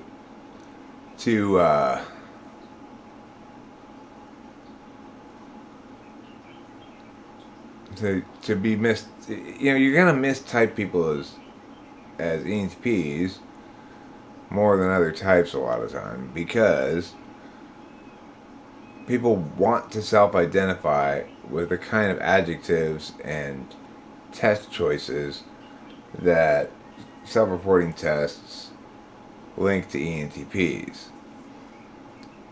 No matter how uncreative you are, there's a decent chance you think of yourself as creative. No matter how, the dumber you are, probably, the more intelligent you think you are in some regard. I don't think I'm intelligent per se. I think it's a strange thing to even think about. It's like,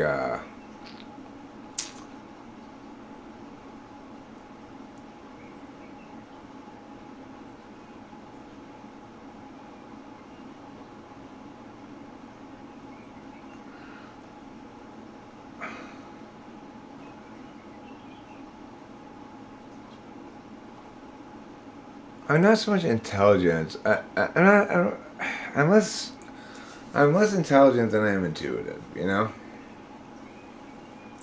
intuition can go a long way in terms of passing as intelligence. But the thing is, it's like, that's why I don't like this notion of generalized intelligence across the board. Generalized intelligence is an attempt to make normative something that even an IQ often starts off as more meaningfully articulated. Like a fully or well done IQ test will have different kinds of reasoning all included on the test, so that at least then it can make a claim to represent a generalized score for how well you do on stuff people consider smart. But the problem is with generalized intelligence is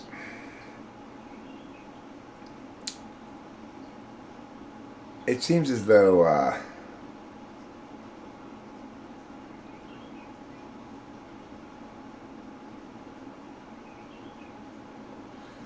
Well, in general, in the world, there are sort of specialists and there are opportunists. So you get your woodpecker, and he's a specialist. He's got a long, pointy beak. He pecks a hole in the tree until he gets down to this bug that only he can access because only he's got the equipment to get at it. He's a specialist, okay? Well, all kinds of anything we might call intelligence is like one of those long beaks. It's not, there is no, like, IQ is like trying to score a woodpecker in terms of its bug getting ability. Its bug getting ability is specific to itself. It's a very specific thing. And to say, well, it's a better bug getter than a pigeon or something like that is to create a category where none exists naturally. I guess is the best way to put it.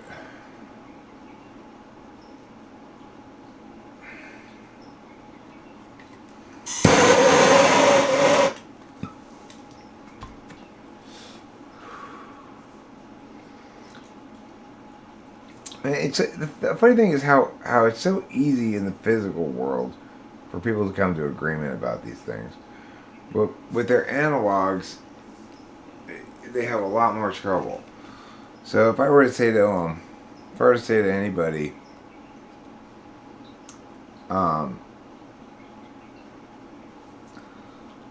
a unicorn is not a subset of horned equines, then people go, I agree, because unicorns and horned equines are sets that have exactly the same members, namely unicorns in them. Right? That's nobody has any problem with that. Everybody goes, that's super. Just, I can't even believe Gardner has the fucking gall to call that a theory.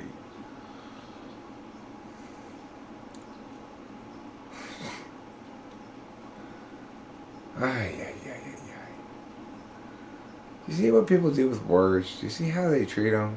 Do you see how people treat words like whores? I mean, it's horrible.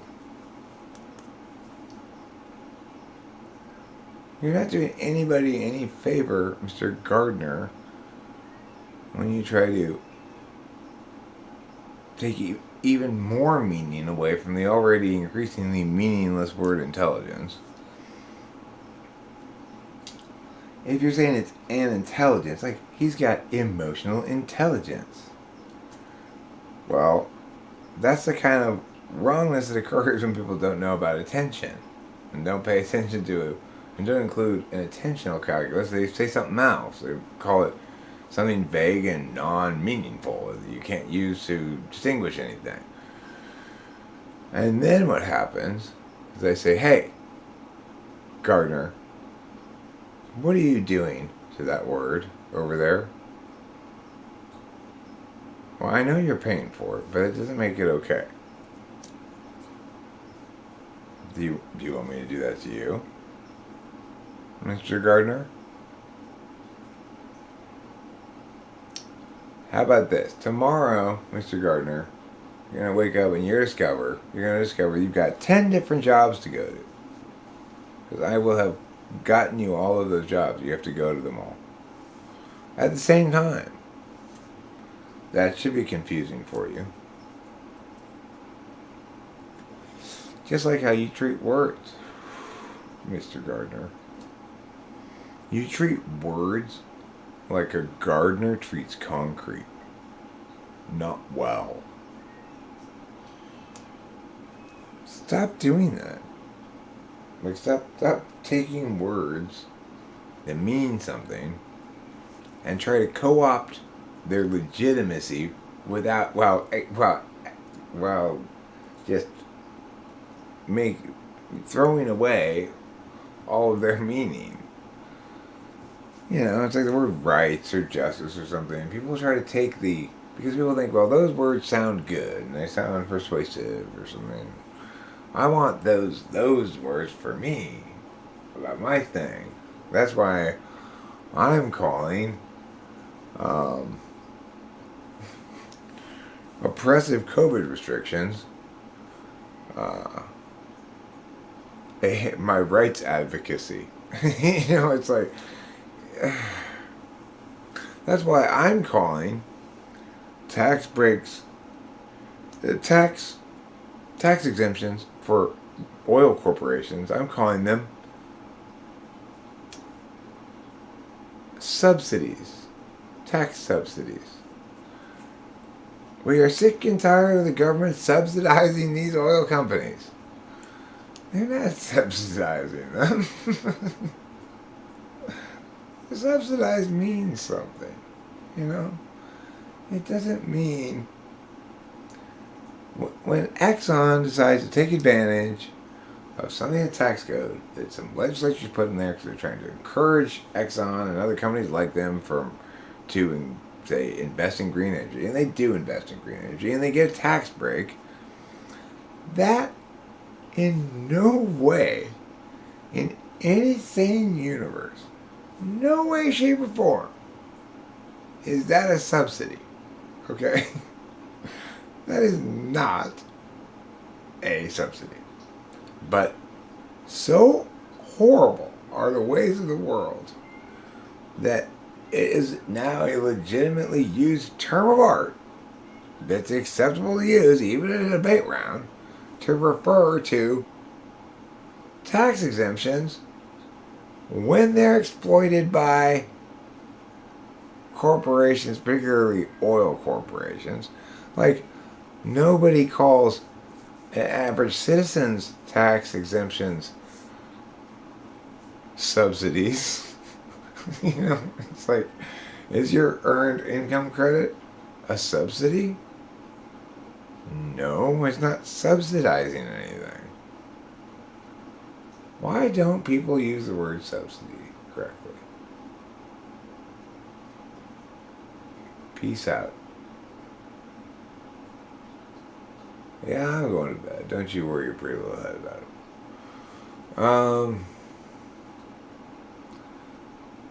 Oh, sure, betting tips 100. You think being self-employed is best.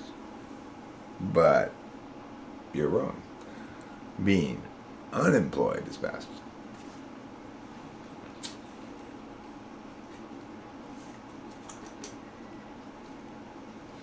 You know, self-employed sounds good. Yeah, the self part is very little to do with it. It's you think, oh boy, it's more work, if anything.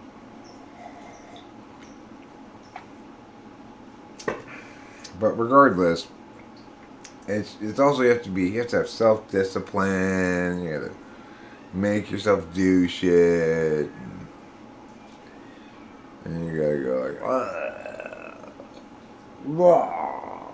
I don't want it.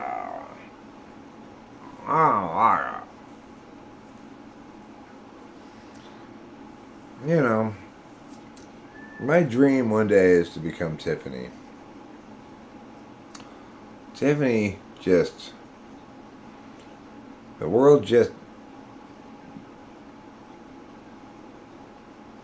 goes along with Tiffany, you know. Even when it tries not to. She's just not having it. And that's how it is. And everybody just has to deal with it, you know. But Tiffany, all bots. You know, she's just not having it. That's how I want one day to grow up into Tiffany. I just want to walk around the world naked and drunk and just taking whatever I find. Yeah, alright. And just if somebody says something to me that I don't like, I just hear it as something else. You know?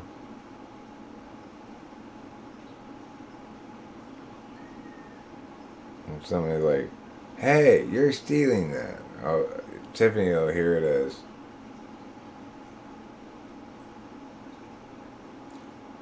yeah, I know May is for reeling bass. That's why I'm going fishing later. Goodbye now. Wait, I didn't say May is for stealing bass.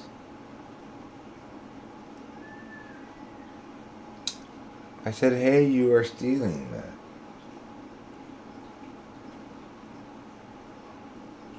Okay, I don't want to hear about how you like feeling cats.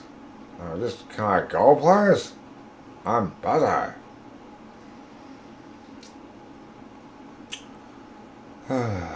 I'm so tired. I gotta go to bed. Otherwise, I might catch and potentially die from excessive tiredness disorder. When you get excessive tiredness disorder like me, you become so tired that you die. Well, I mean, that was Kevin's baby was a dinosaur egg, if you recall. No, it didn't hatch because Tiffany noticed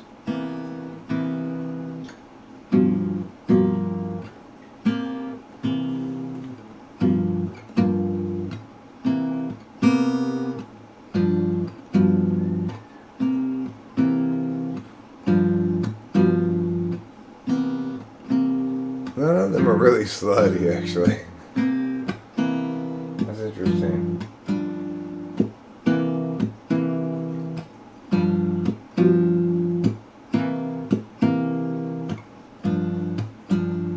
Oh no, one of them is. That's right. Tina Marie is really into spring break, see?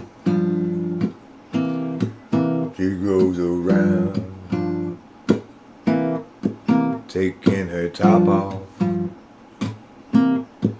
riding convertibles, taking the cop off. She says, spring break, I love it. Spring break, come on guys, what you doing? Can't you see I've got one chewing and my top off is coming, get it. My name is Tina Marie. Don't let it make you think of Presley. Don't worry, it's okay. I'm drunk for the rest of the day, and my top's gone away, 'cause it is spring break. Spring break. That's Tina Marie's song. She has a song now, so that makes her more important.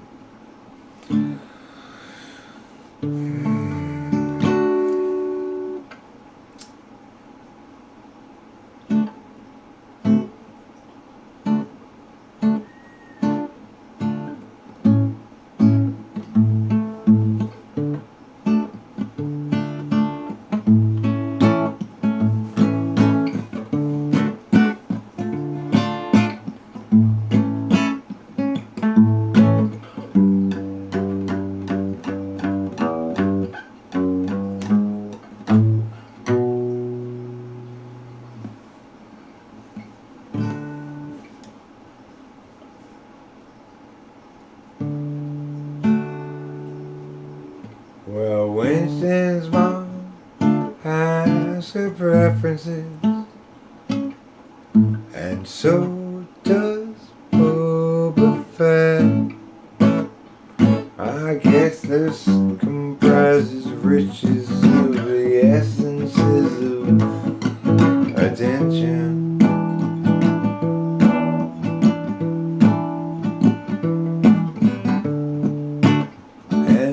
magic forest. Ben tips 1,000. He suggests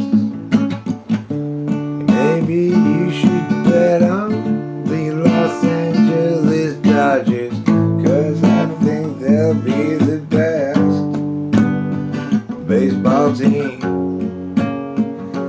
this year. They're pitching at the top of the National League, though admittedly they're batting anemically. One presumes they'll warm up during the early part of the season. I want Shohei Ohtani to do well again. I want him to last the whole season. They're fragile, those Japanese players, I tell you. They're fragile as a dozen eggs on top of very thin glass vases, on top of other things that are fragile. What am I going to play? Boba Fett said Satchel. Boba Fett wants to go in here, Amelia as well. I saw that the other day. I looked at that thing when I finished watching that thing, and I saw that you were asking for Amelia. I thought, well, that's nice. Boba Fett likes Amelia, and that makes it alright with me, knowing that he thinks, hey, it doesn't suck quite as much as Eric's other stuff, and that is what I call passing the buck. I know what I see inside of these lines. I see an old man wasting his time. Will I ever do something that gets me anywhere?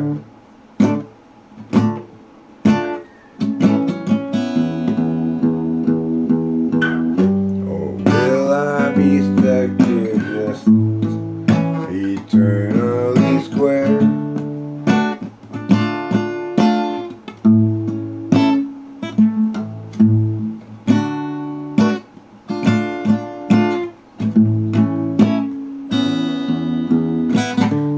Early now in the morning,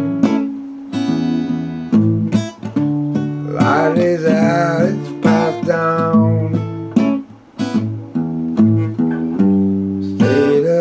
Again all night. I said last night, Rachel, I'll be to bed so soon.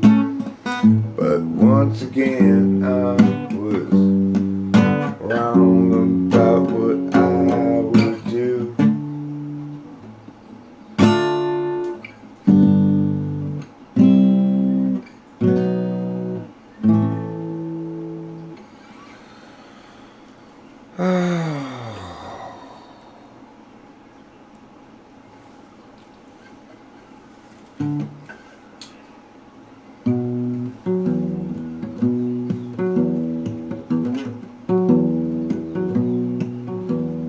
What do you do when your heart is filled up with failure?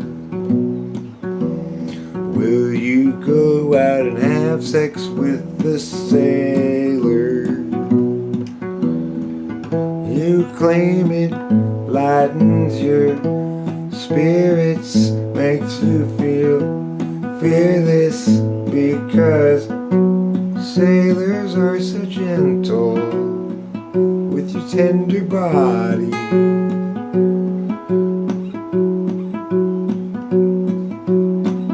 But no, I won't. I'll instead go to tiny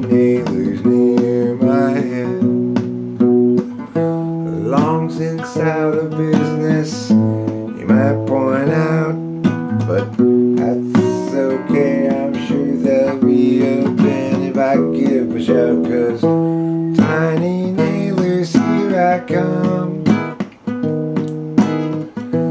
Days of my youth you begun. This trend I see of restaurants to feed me tiny nailers. You are my hero. Call that song Tiny Nailers. It's a pretty good song. It's about tiny nailers.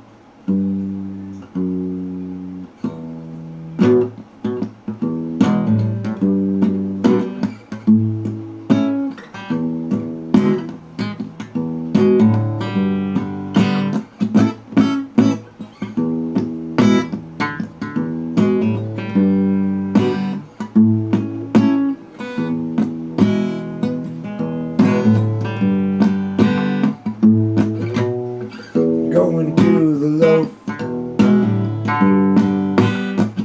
up mountain, going to the loaf, off from the city below.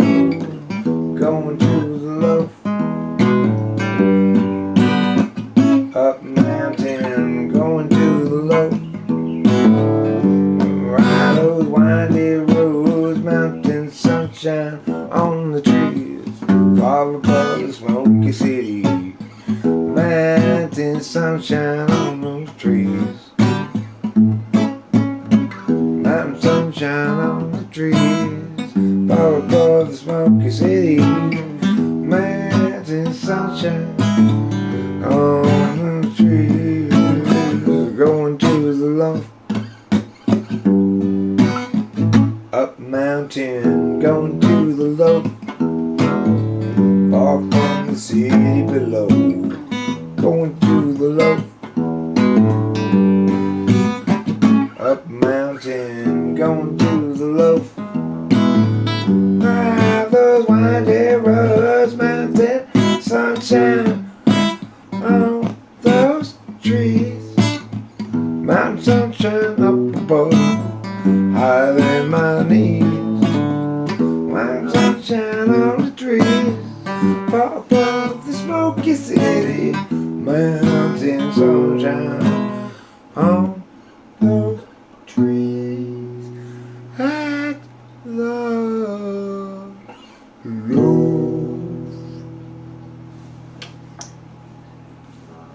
Thanks for visiting the Loaf, Southern California's most picturesque mountain destination. Among the more, or not among the least picturesque. That's a safe claim to make.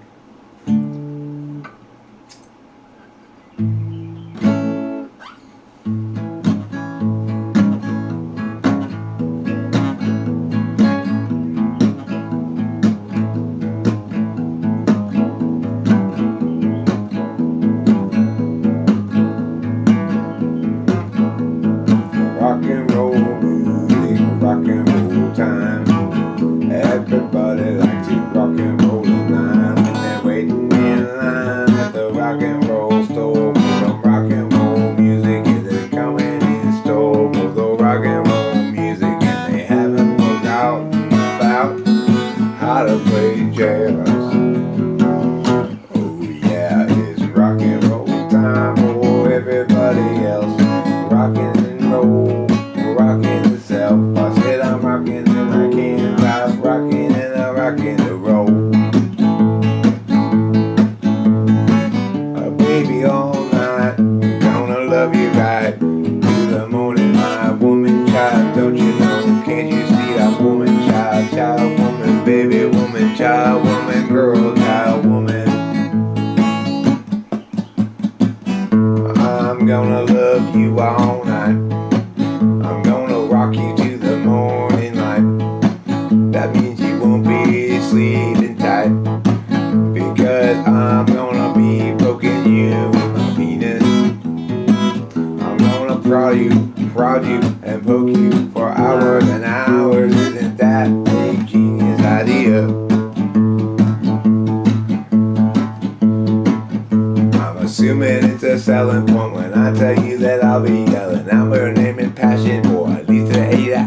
in the evening when you should be sleeping. Instead you will simply be weeping because you're so ecstatic at all the sex I'm giving you.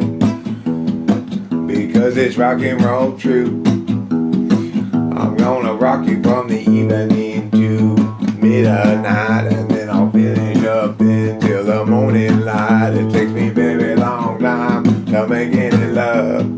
That's how you wear a rock and roll glove. Rocking and rolling all night long. Rocking my baby till the morning dawn. Rocking with the candle and rocking with my face. Rocking with a morning star or a mace. I'm gonna rock my baby. She's a woman, child, girl. She's a child who's a woman and a woman, child world. She's a woman, child, girl. She's a baby, child, woman too.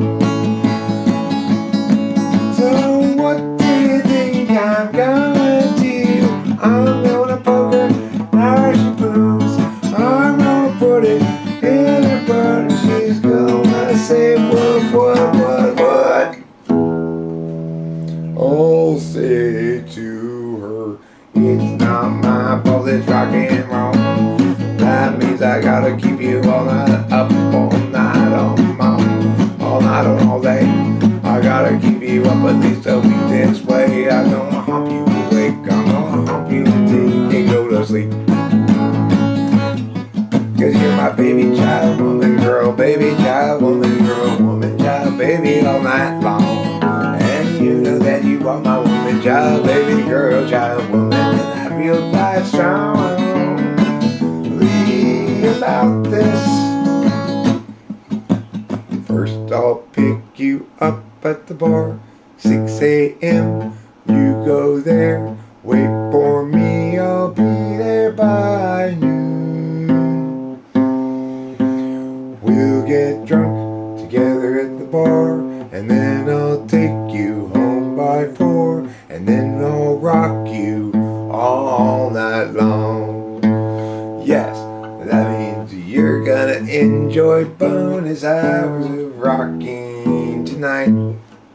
I'll start in the early evening while there's still some afternoon daylight, and I'll begin rocking you by spreading your legs apart and thrusting my engorged member between your velvety folds.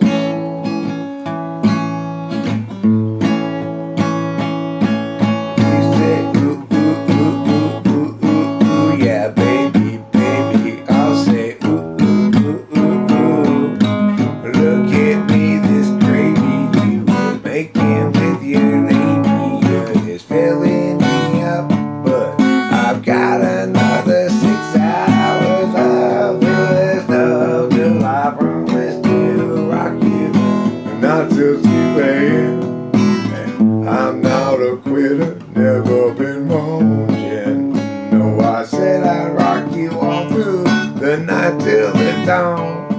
And baby, girl, child, woman, that's what I'm on about today.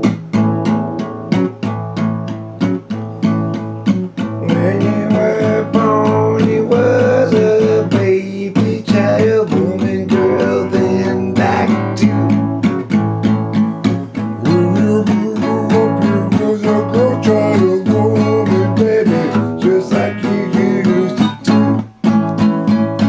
Yeah, my girl, child, woman, is a woman, child, girl, who likes to be rocked all night. And maybe take 16 hours, some time for me to satisfy this woman, but you know it's alright, because I am a rockin' and a rollin' all night long.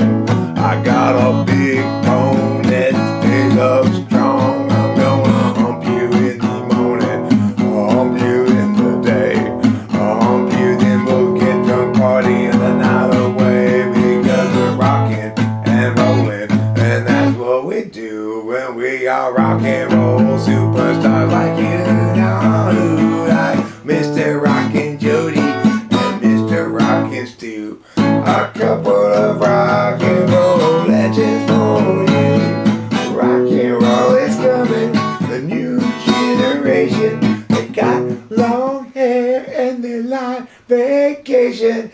They're gonna rock their women, child, girl, woman, child, female, woman, child, girl, till the morning light, because that's how you do it right in rock and roll.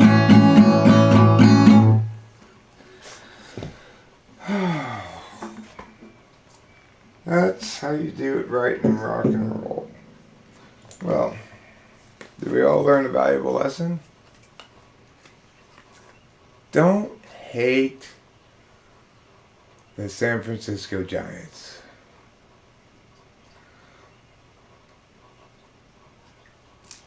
Thanks, Jake Forrest. Well, you know, that's how I learned about romance, was from rock and roll music. Tube Screamer, was it too loud? That's probably peaking here, but yeah. It's hard to constantly pay attention to mic levels. Of course, Boba Fett's gonna complain about it when I do. But that's fair. You know, nothing I can say about it is like, yeah. Mischief. Would you say that this morning that you are up to some mischief? Is it your intended... Is it the harvest you intend to reap and or sow? You've sown seeds of mischief, and thus shall you reap fruits therefrom. The fruits of mischief. If you had to name one fruit to be the fruit of mischief, which fruit would it be?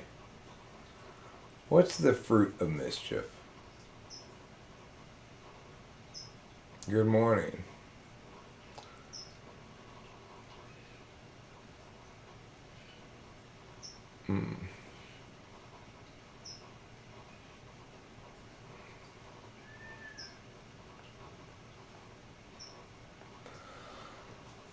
Apple.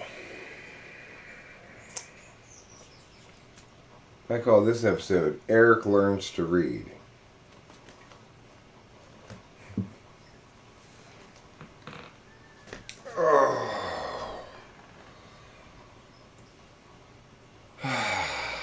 You know, I've got one message, and one message only, for all the women of the world.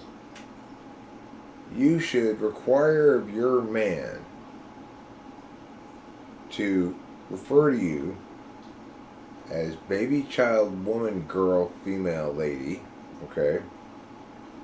Baby, child, woman, girl, female, lady is the official name for girls.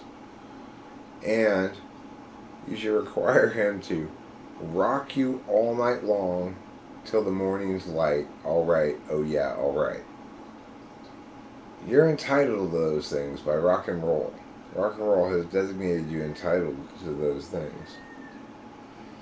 You're allowed to be woman, child, baby, girl, lady, female, split tail, hump hole, cum dumpster, any of those things. Penis garage. All of those are fine.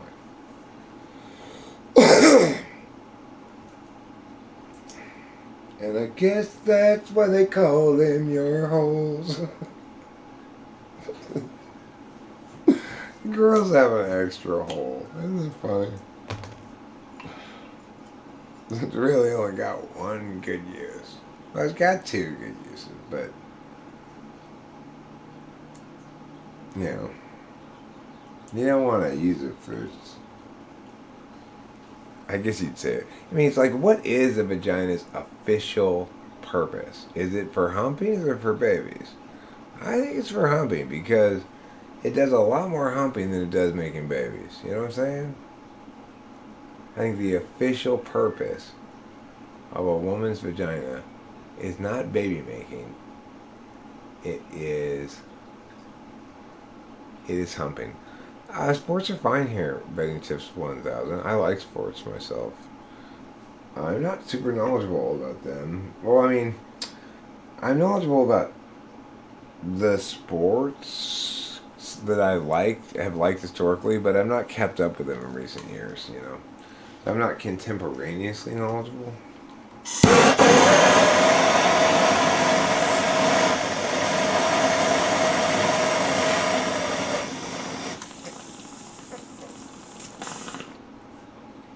I'll tell you this, though.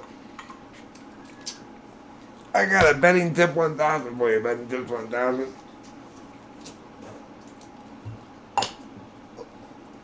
So here's what I call Greek Derek. One of the spirit people that periodically infuses me, and he's been dead for a while now, but he's a spirit. I can channel him, and his name is Greek Derek. Greek Derek will explain his betting tip to you. Okay, let me just channel him.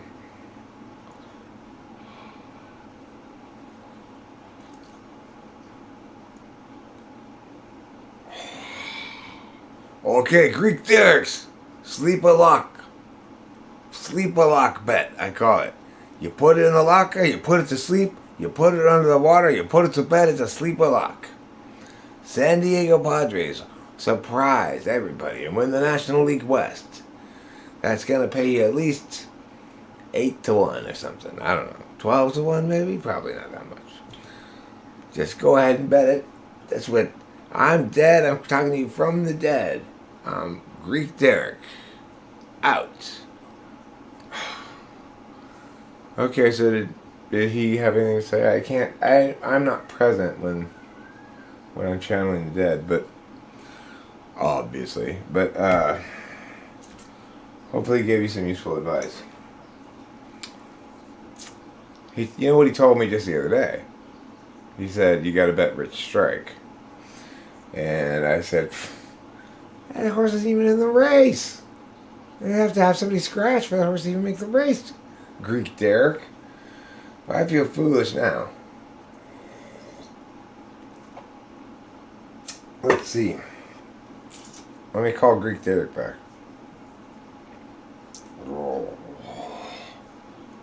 Okay, so it sounds like this person we're taking bets on whether they're going to get their homework done. So I'd say the morning line on this is going to look something like Jake Forrest plus 2.5 points, which is to say, if they get 2.5 of their homework assignments done out of 3 or more, they cover the spread. Are you going to say, take Jake Forrest and the points, they'll get that homework done somehow at the last second. They'll think they do a shitty job on it, but it'll still be better than everybody else's in their class.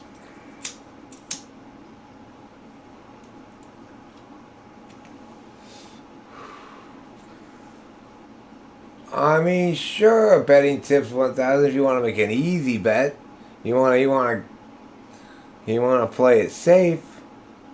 You want to get paid, $101 for every $100 bet. Go for it. If that's your strategy, that's fine. That's fine. Be my guest, though. You go right ahead. You go right ahead, mister.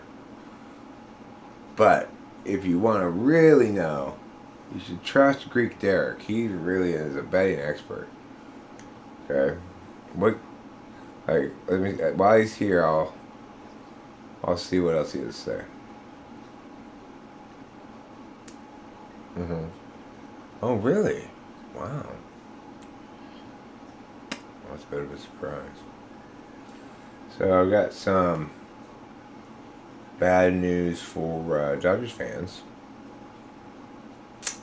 Kershaw's going to get hurt again. Shouldn't be a surprise that much by now, but that's what Greek Derek says. So he's pretty old, Kershaw. Now, he's getting up there in years. It's like an ancient goat standing on a craggy mountain, looking down, wondering, why am I so old?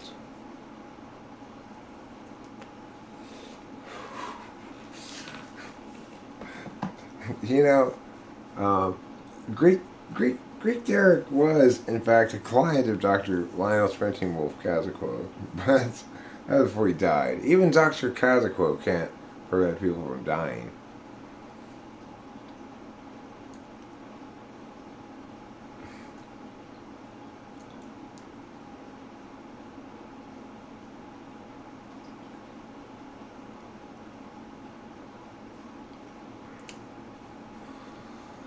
Hey, this isn't me betting tips. This is Greek Derek. Okay, I'm just channeling his Greek wisdom. Everybody knows that the Greeks have special wisdom about betting. Okay, it comes from their goat-based culture. So, uh,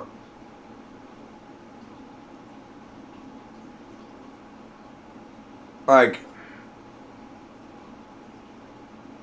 I'll tell you this much: I wouldn't bet on Rich Strike again in the Preakness. Certainly not in the Belmont. I don't think that horse is going to win. I don't think the horse is going to win the Triple Crown. That's for sure.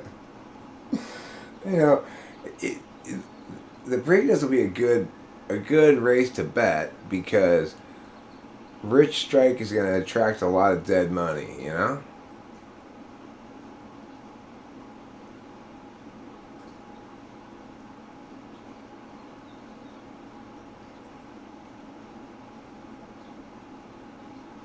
So there's that.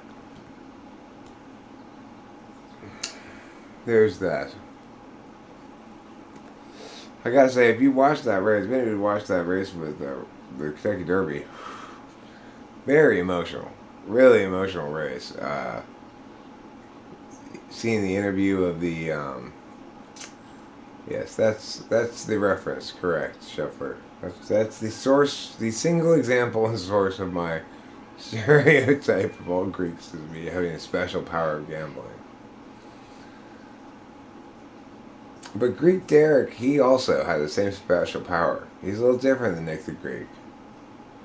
For one thing, Greek Derek puts Greek in front of his name instead of after it. So, for another thing, his name's Derek, not Nick. So it's two things that are different. One thing is the same, they're both Greek. That's where he gets his special gambling powers from. Just like if you want to get special singing powers, you become a nun. Greeks get gambling powers, nuns get singing powers, nannies get flying powers,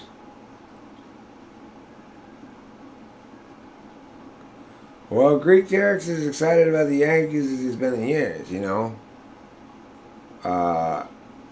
It seems like they finally put the pieces together again. And he's predicting they're going to win the AL East. So, you know, I don't think he's really going out on a huge limb there, though.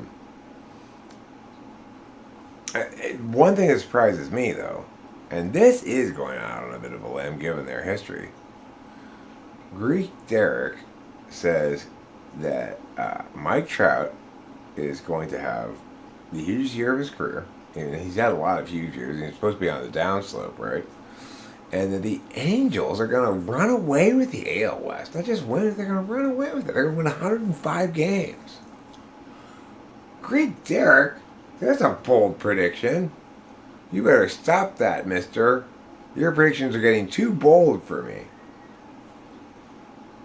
I don't know. But you know, I didn't think he was gonna be right about Rich Strike either, so yeah, just Greek Derek for you. When he's wrong, he says, I just played a Greek trick on you. He kind of talks like an Italian, because I don't really know how a Greek accent is.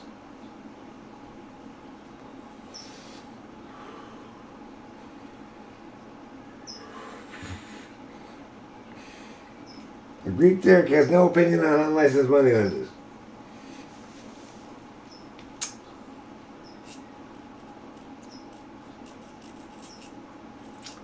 No, He's not high on the Tigers this year. No, they're not called that anymore. He keeps calling them the Cleveland Indians. It's kind of not woke, you know. They're not called that. They're not called that either. It's not even football season. They're called the Washington Football Team. Well, I mean, I'm not going to disagree with you there, but he's not happy about that. He just learned that right now. Because, I'm his only access to the news. Except for his magical Greek betting powers, of course. He's always got access to that. Greek Derek always knows who's not who pulled a hammy, but who's about to pull a hammy. So it's like a lot of gamblers, they try to keep track of those injuries, but Greek Derek is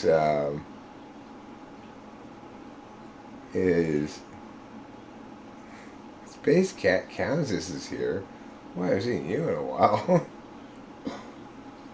How's it going? Nice to see you. Hermes is the god of gambling? Well, what's he doing with those shoes then? Gambling requires a lot of sitting. They should give those shoes to somebody who's going to be sitting less. Yeah.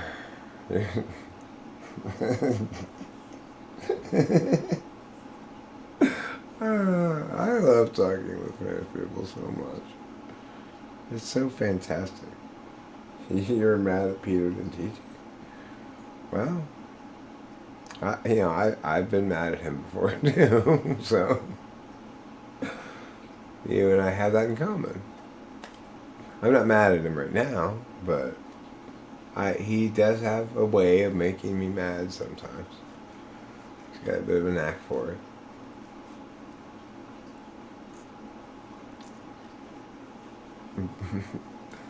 I call that you blaming others for your own bad behavior. Hermes is the god of many things. Gambling is not a get-rich-quick scheme. It's like any other job.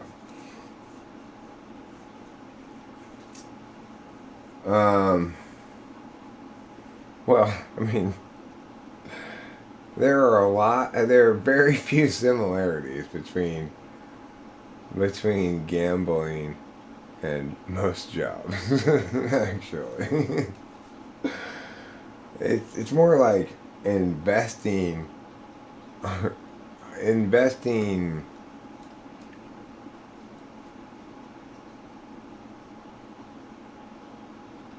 It's trying to make it into investing, right? If you do it well enough, it's basically it's like you're making it into investing. But I could never gamble that well. It's like it takes too much patience.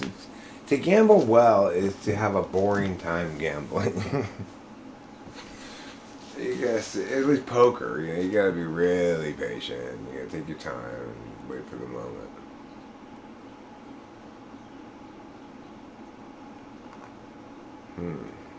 Well, unfortunately, Greek Derek was buried at sea. He said, "Send my body to Atlantis." They didn't sprinkle his ashes at sea. They shoved a bunch of rocks down his throat until he was heavy enough. And they found this approximate area where Atlantis was, and they just tossed him overboard. But if you can find his body, and you can swim down, you can put the scarf around his neck. And what he tells me, he's telling it to me right now, is that if you do that, he has a hot tip for you. So.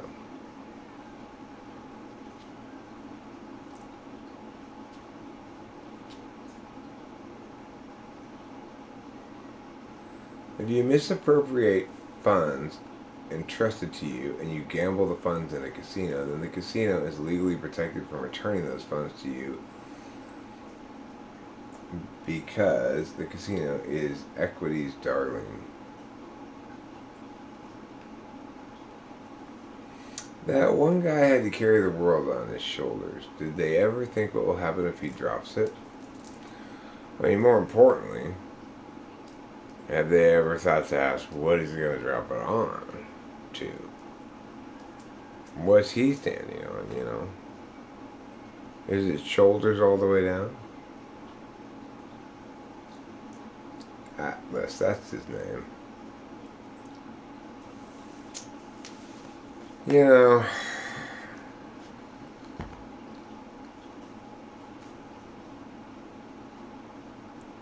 he does have a tough job. But the thing is, I keep expecting to encounter his finger or his shoulder or something at some point, or the side of his head. Why is it not the case that if he's leaning at the earth, like on his head here, why isn't it the case that those people who are living there don't get squashed by him? Or, what would even be better than dropping it at those space cat? Maybe he could find a table to put it down on. That would be a good idea. He could find a table and just set it down and he could rest for a while. Oh, that's a good point, Miss Chief. If he'd already dropped it, that would explain the lack of Atlas hair in my teeth.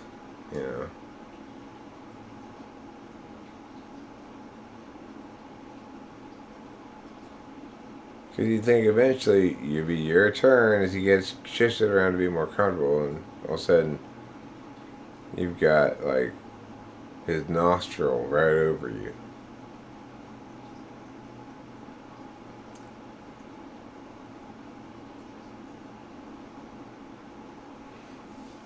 Yeah, you could put on a mattress. It's true, it is roundish. I think what you want to do, Jake Forrest, is wherever you put it, make it so that Mount Everest is pointing the way it wants to roll, so that it won't roll. It'll stop it because it'll be like a little poker coming out of it.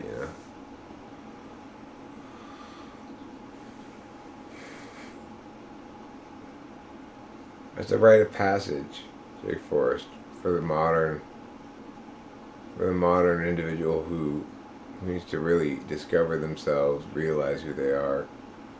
They try to climb the great nostril hairs of Atlas. If you get all the way up into his brain, you get to, they have a gift shop up there, and there's a t-shirt you can buy that says, I climbed into Atlas's brain. A green username, you become a member. That's how. Oh, Antarctica is Atlas's back? Oh, no wonder it's so cold. Atlas is famous for having a freezing cold back. Alright, let's talk seriously about Sasquatches. What's the deal with those Sasquatches? It's like, there are a lot of videos and such of Sasquatches and eyewitness encounters and such that are pretty convincing. Pretty convincing that, like, okay, that's a Sasquatch. But it doesn't really make any sense that they exist. Because otherwise, why wouldn't we have found one already? You get a Mianos, you know.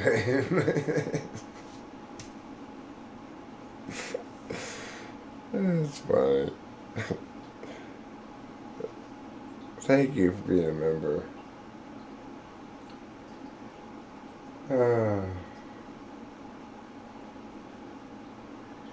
I gotta go to bed. I gotta get some sleep.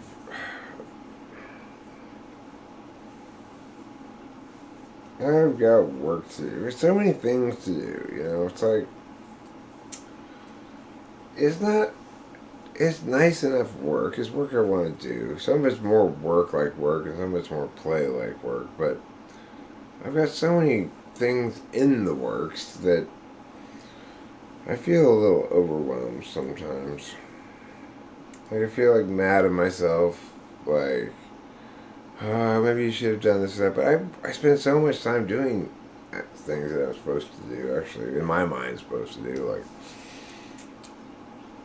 make that bridge video. But I mean, it's not gonna get any views. You know, like, nobody ever watches this kind of videos.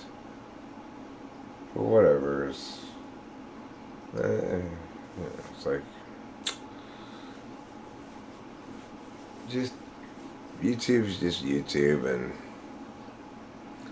YouTube's kind of like Tinder.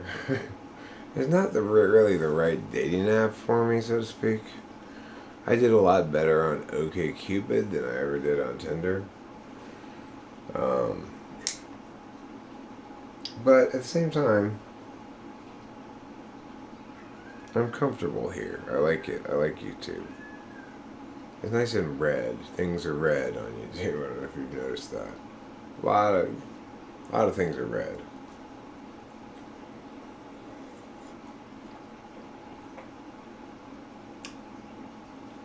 Oh, it was literally.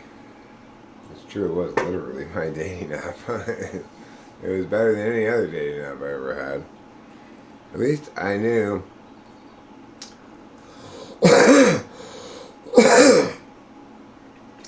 That she liked my YouTube channel. She'd been leaving comments for quite a while, you know. So that was nice.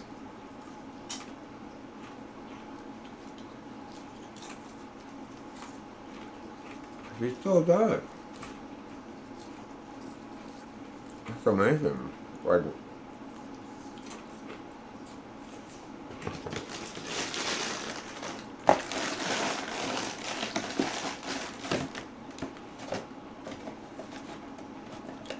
she really loves me a lot.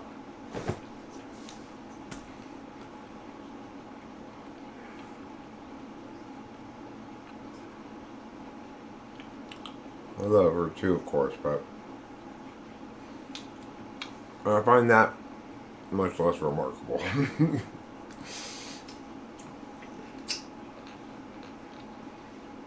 Because, you know, like think about it, right? Like, if you're sane, by which I mean, from my perspective, there's no way in hell I would go out with me, right? No. I'll just take one look at me and my ways, and they just say, "Oh, no, no, no, no. I am not going out with you, mister. You are very much all about you, aren't you?" Yeah, kind of, I guess. Yeah. Don't even give qualifying sounding tones. You don't deserve any such tones.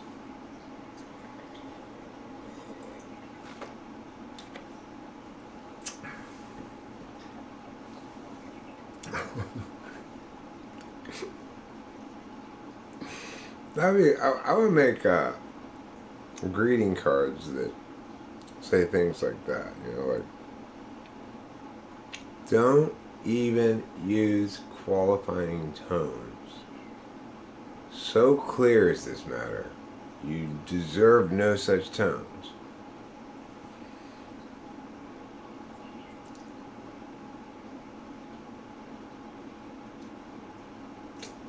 Well, yeah, I mean, that's a sure bet, betting tips 1,000. Rachel and I aren't going anywhere. Rachel and I have what's known as, you probably haven't heard of this before. You may have heard of it, I don't know. But in the field of science, it's called true love. Okay?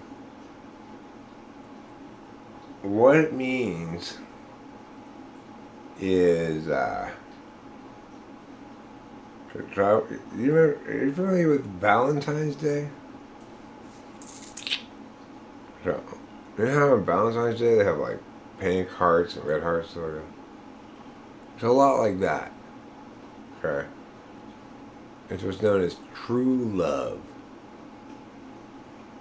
When you have true love, you can move a mountain with your pinky. When you have true love, you can pick horses up when they're crushing your loved one. I'll lift this horse up off of you, I'll say to Rachel. And a burst of adrenaline. I'll say, yeah! And the horse will stand up. Everybody's saving the day, but me saving the day, I mean, not the horse.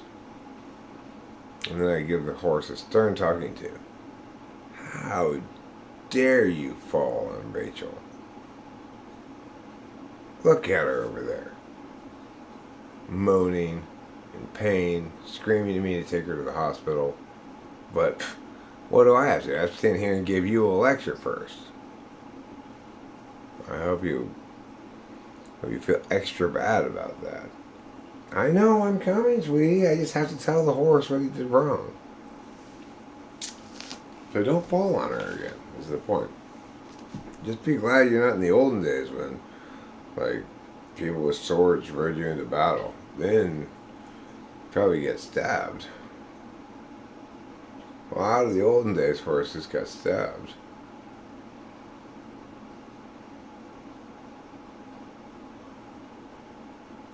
What do you mean, nay? Oh, never mind. You were just talking horse. Gotcha.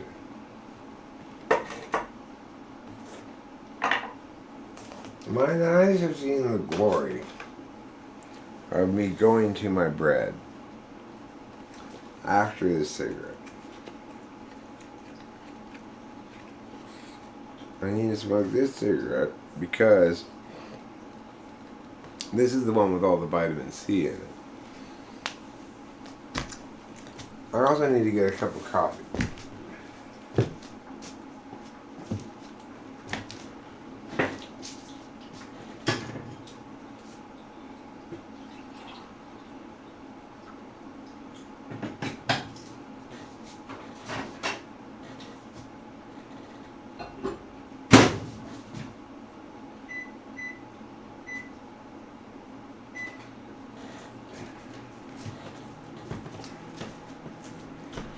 You know, there's a subsect of Kabbalah practitioners among the Uyghur people who refer to the Holy Grail as simply Eric's nutsack. It stems from the time that my pants fell down when I was among the Uyghur people. They're fairly isolated people, you know. They're an oppressed minority in China, so they all fell to their knees and said, Holy Grail? I said, close enough. You know.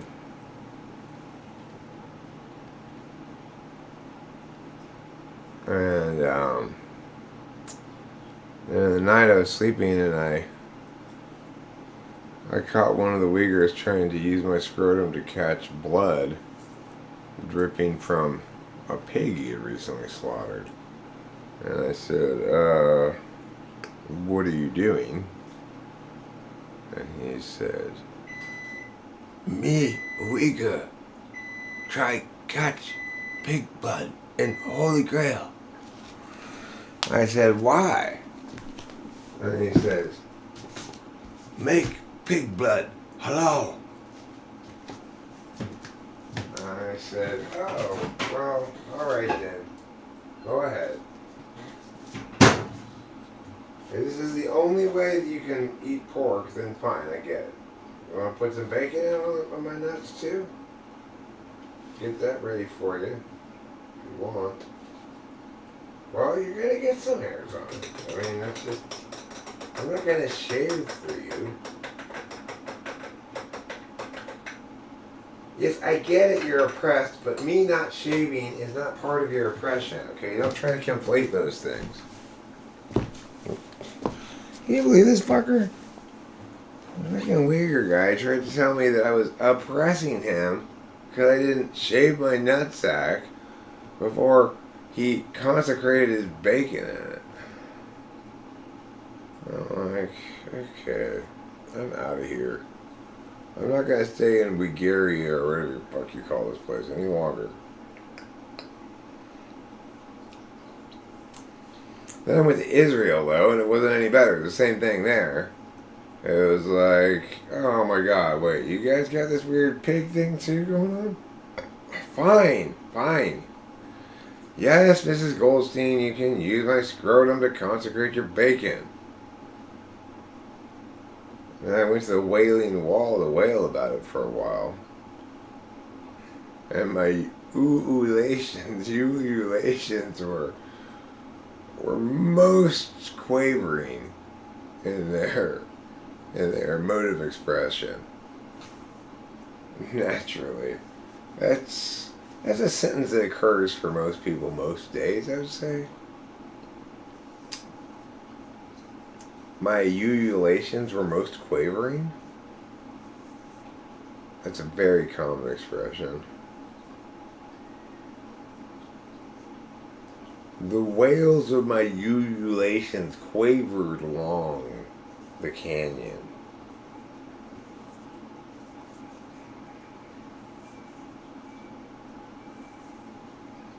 I'm gonna you. Gotta give a precise definition of that which matters versus that which is important. Well, yeah, I mean, the only thing I mean by that is that people who tend to focus on what has a lot of significance are focused on things linked to interests usually. So we might all have strong feelings about this or that politics thing or this or that philosophical notion or whatever, but it's not nearly, but it's not important in the way that my daughter's missing is important, you know? It's like that's hugely important. It doesn't matter in the big scheme of things. It matters a lot to you, right? The way I was talking about it in that mushroom stream was basically people who are focused on what's important have a tendency to miss the larger framing issues and sometimes end up, I mean, like the way, I don't have any precise definitions for those terms because I'm not using them precisely. I was just fucking around on mushrooms, you know.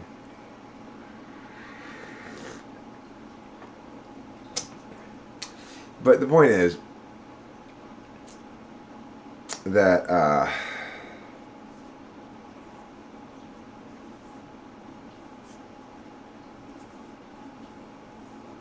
COVID, right?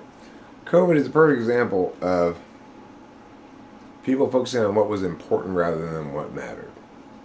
And ultimately, it doesn't serve anybody's good when we over-prioritize what's important at the expense of what matters. Because what mattered in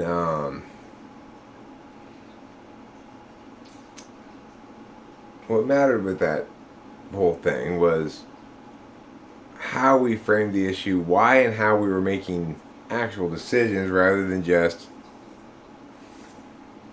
playing global alarmist reflex, you know? That's what mattered. But what was important was that we do something to stop this emergency or whatever.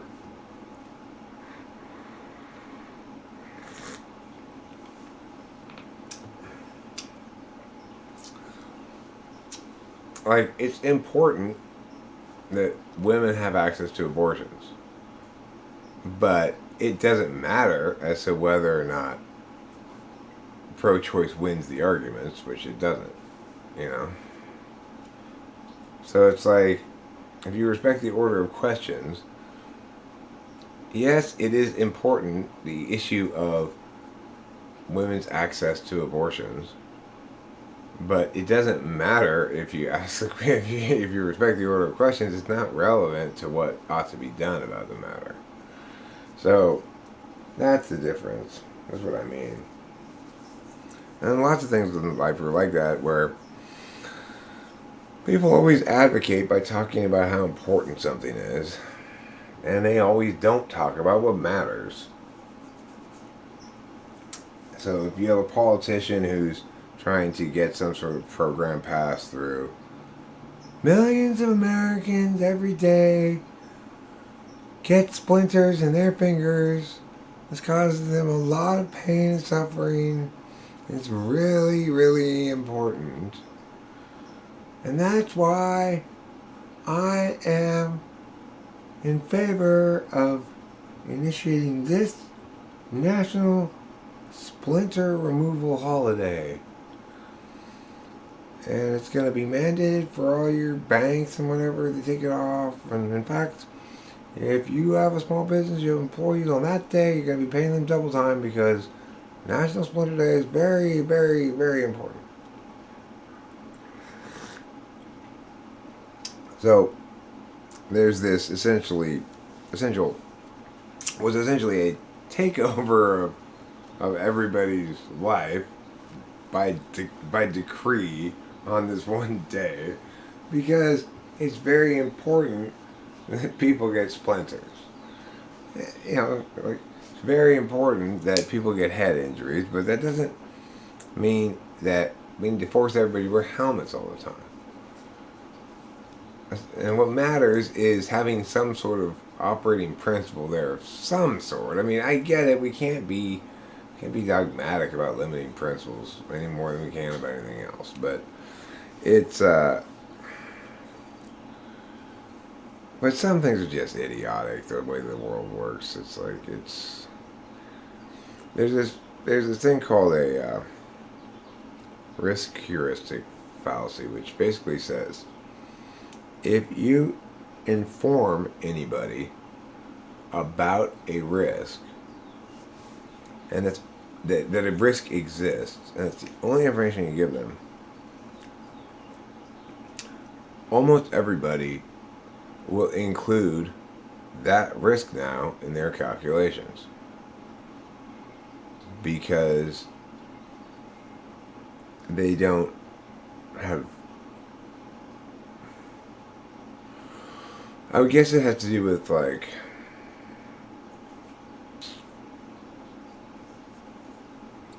well, I mean, you've got to have a pretty adversarial relationship to impacts, doing stuff.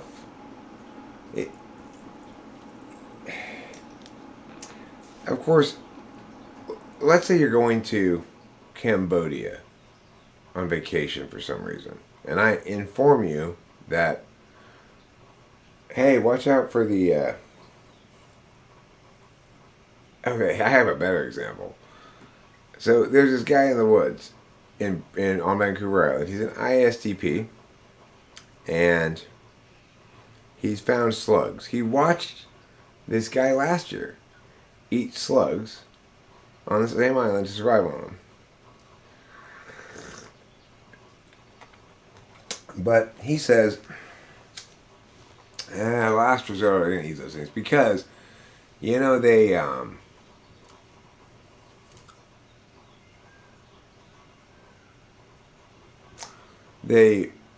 have brain-eating parasites. So there was one example of this kid in Australia who ate a slug and got some sort of brain-eating parasite that ended up killing him. And it made international news because it's such a weird story, and there's not another example of that. But this guy he knew that story. He had heard that in the news.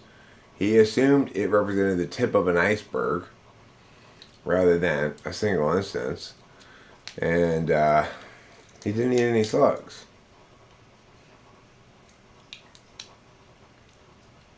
Nobody's shitting on. Oh, maybe somebody is shitting on.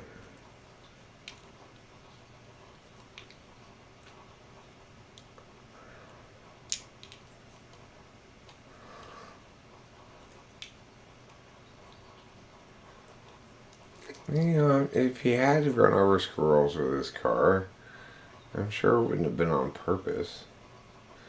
And squirrels do sometimes get run over, you know? Sometimes you're driving along, squirrel jumps right in front of your car, you're not going to stop and run over a squirrel or two in life. You know, they say you haven't really lived until after you run over your first 36 squirrels. It's on squirrel 37 that you really start to feel like, okay, now I'm understanding things.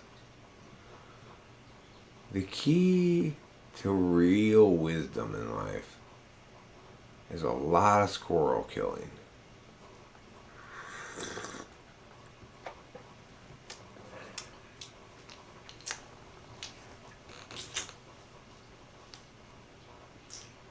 Sometimes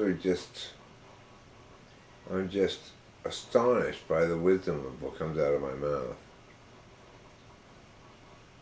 That does seem to have figured out the meaning of life, doesn't it? Yeah, you just need to run over more squirrels. That's all. Because every time you run over a squirrel, its energy shoots into you. And you get a little bit of the wisdom of the forest. Once you've accumulated enough chunks of the wisdom of the forest, then you can evolve into a druid. Which is a lot of fun, being a druid.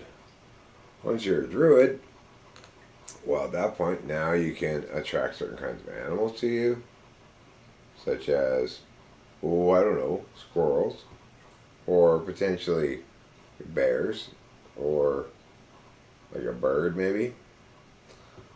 You can shoot arrows at things, and you're a good shot because, you know, you spend a lot of your time outside doing druid stuff. You've got some plant magics of some kind, some nature magics.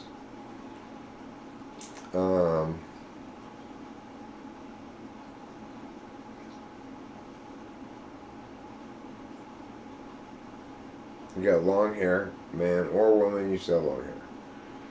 If you're a druid, it doesn't matter what your sex is. You're gonna have long hair. It's gonna be curly. You're gonna have a headband of some sort. Probably it's gonna be either leather or some kind of like something shiny maybe.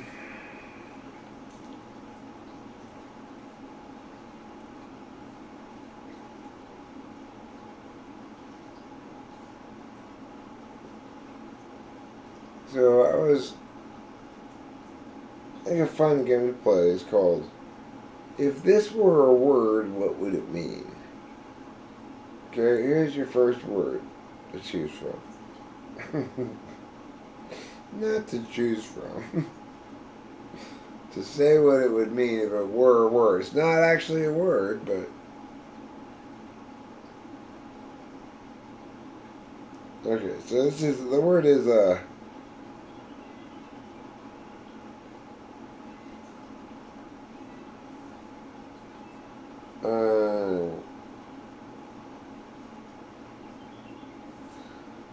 it's Shebenugan. Shebenugan. What do you think Shebenugan means?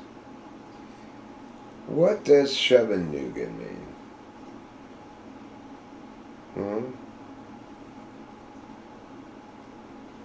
It's a thing, probably. It's a noun.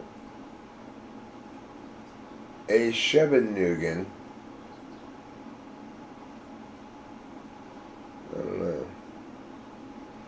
probably German in origin.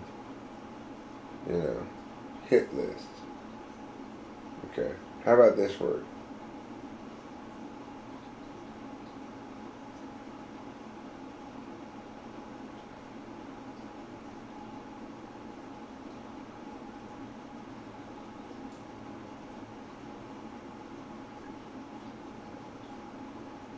Rillenconkle.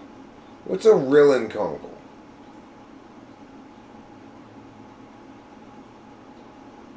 It can also be a verb. What's the verb to conkle? Okay, what does the verb to conkle mean? That's definitely a verb, I'd say. I conkle. Is it transitive? Is it intransitive? These are the things we have to decide. Conkle.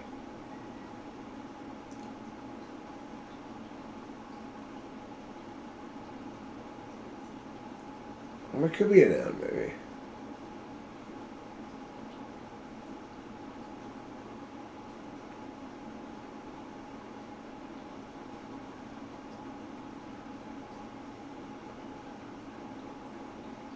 Oh, yes, it does. But we're living in pretend time. We say what things mean. It's fine.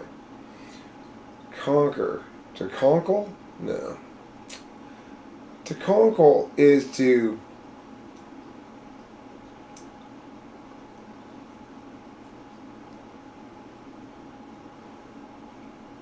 I would say to conkle is to suck up to somebody who has a lot of social status so as to gain advantage.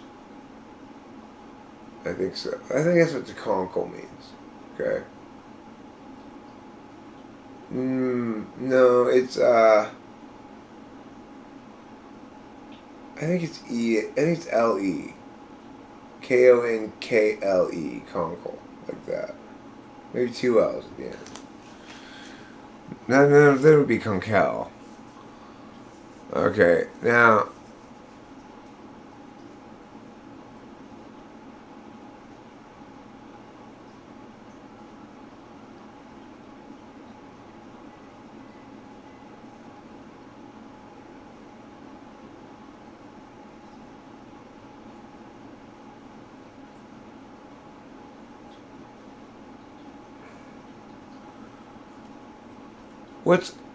What's a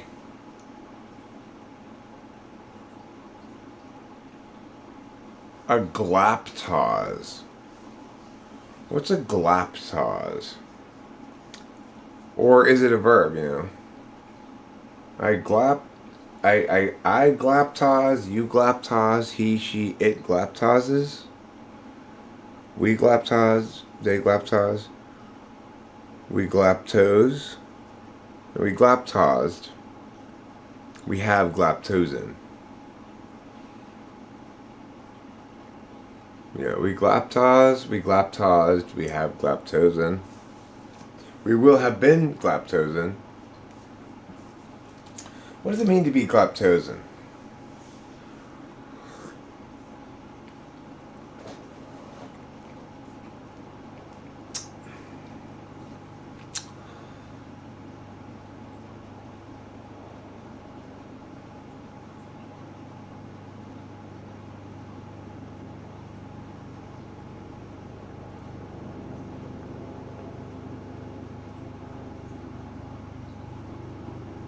What about foddleclop? Foddleclop. The last time I foddleclopped her, she put up quite a struggle. Some kind of livestock word right here. Foddleclop. Foddleclop is when you make your chicken wear a sweater. Because it's cold. I had to foddleclop the chickens.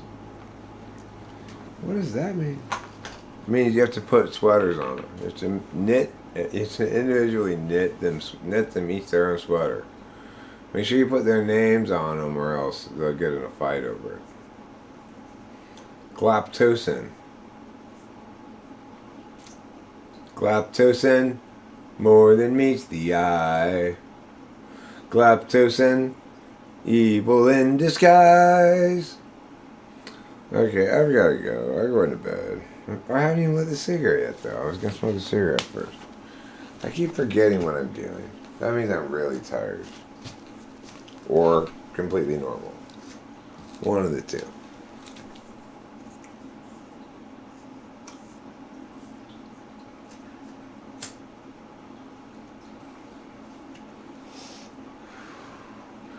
Son, you're gonna have to throttle clop that herd before you come in for dinner. You know we can't leave them like that. They need to be throttle clopped. Get out there. It's a farming term, I'm pretty sure.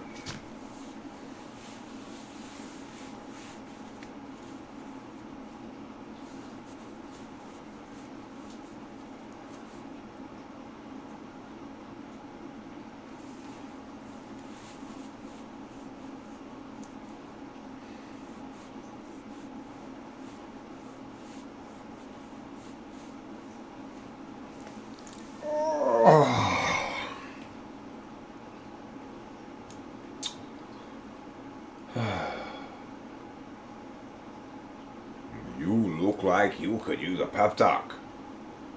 Dr. Kazaquo, is that you? Yes.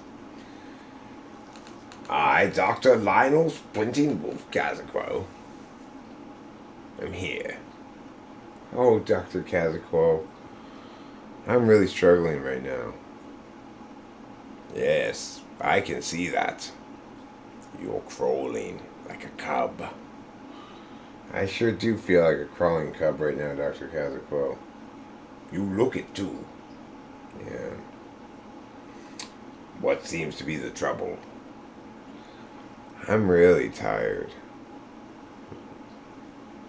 Well, I've got good news. For just $750 every 5 minutes, you can take Dr. Lionel's Printing Wolf Kazaquo's Symposium on Symposia regarding how to go from crawling to sprinting. Now, there's a separate symposium of the 2 or more symposia. We reserve the right to extend the class as long as we want, which will cost you an additional $7,500. But that's all the critical information in that second part. But we're having a symposium this weekend. Do you have $750? A bargain to go from crawler to sprinter. Well, Dr. Kazaquo, I've taken a lot of your symposiums already. You are a slow learner. Yeah.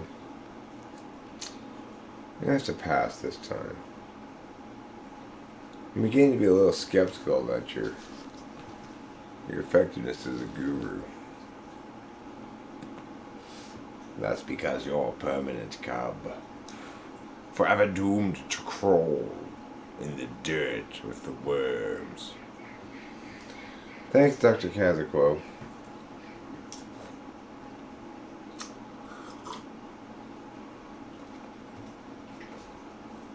Alright, well, that'll do it for today. And I want to thank each and every last one of you for being here today to see me through these incredibly urgent things we've been discussing. As the title indicated, real urgency was going on here today, and you got to be a part of it. You're going to remember this day for the rest of your life. You're going to say, this was the day that I got to stroke Eric's urgency. And you'd be right. And that's why I'm going to bed. Because it's urgent that I get some sleep. Of course, in order to actually go to bed, I would need to stop talking. And one never knows when that's going to occur. Could be right this second. Could be 5 seconds from now. What do we call moments of state change. They have their own magical dynamics that nobody understands. When, why, how, who, where. Does one go from momentum carrying me forward with my existing inertia? I'm just talking. I'm just talking. I'm just dancing.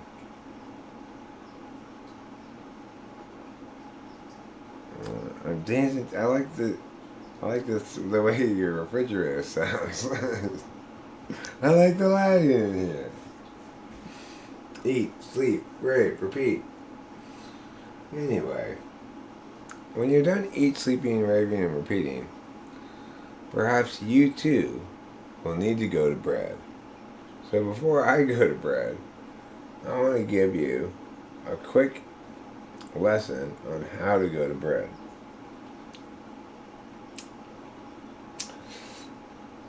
Hi friends, if you're like me, host Eric, you may have trouble going to bed sometimes. Here at Host Eric's Solutions for Bread Going Problems, I've come up with 3 handy tips that you can use to help yourself go to bed when you need to. Now, as a quick disclaimer before we begin, remember, I am not a licensed bread expert. These advices, strict instructions, commands, if you will, are for entertainment purposes only. Now, without further ado, let me get right into the life hacks here. Number 1, when it's time to go to bed, remember, you're never going to go to bed if you don't stop talking. This is the number 1 rule to remember, because if you're not going to bed right now, well, then you're either not talking or you're talking. If you're not talking, at least your mouth is going to bed. That's one part of you. But if you are talking, then not even your mouth is going to bed. And then, this is the other thing. This is another sub-point of this one. Without your mouth, you aren't going to bed either, because you're not going to leave your mouth out here where it could get damaged. Number 2, how to go to bed. So after you've told yourself many times that you're going to bed, you start to think, man, why do I even say I'm going to bed? It never seems to happen. I keep saying I'm going to go to bed, and then I just keep sitting here. But here's the deal. At some point, you will go to bed. And then, what theretofore it seemed like just a failure to go to bed, you realize was just waiting for the right moment to go to bed, which was whenever it was that I went to bed. So, that's number 2. Now, the number 3 rule about going to bed is when you get into bed, you should always go like this a little bit, which is roll side to side. And while you're doing this, which gets your body ready for bed, because some people are gluten intolerant, and there's a lot of gluten in bread. So after you ride like that for a while, and then you roll on your side, and you pretend you have magical powers until you go to sleep. And that's how you go to bed. 3 simple steps, 3 simple rules, 3 very complicated solutions. And it's my hope that as a world citizen, I've changed the futures of billions of people worldwide by helping them to understand this difficult subject. Because, really, of my explaining, the most useful thing history's ever known. What I need to see before the end of my life is the time period when people say things like this to each other. Ooh, ooh, ooh. Shh, shh. Eric's saying something. Shut up. Let's all listen. Like you see that in the mall, like everywhere you go. Everywhere you go, it's just non-stop people going, shh, I'm listening to Eric. Shh, I can't miss a word. Each word is so precious. Even his thes are so good. I just, oh man, I just watch that stuff non-stop. When like 3/4 of the world is on the same page about that, I'll think, man, what the fuck is that other quarter of the world doing? But okay, and with that, I'm going to bed. I'm sorry. I mean bread. That's where I go. I go to bread. It's softer than beds. Better than beds. You can make a sandwich with it and you're done sleeping on it.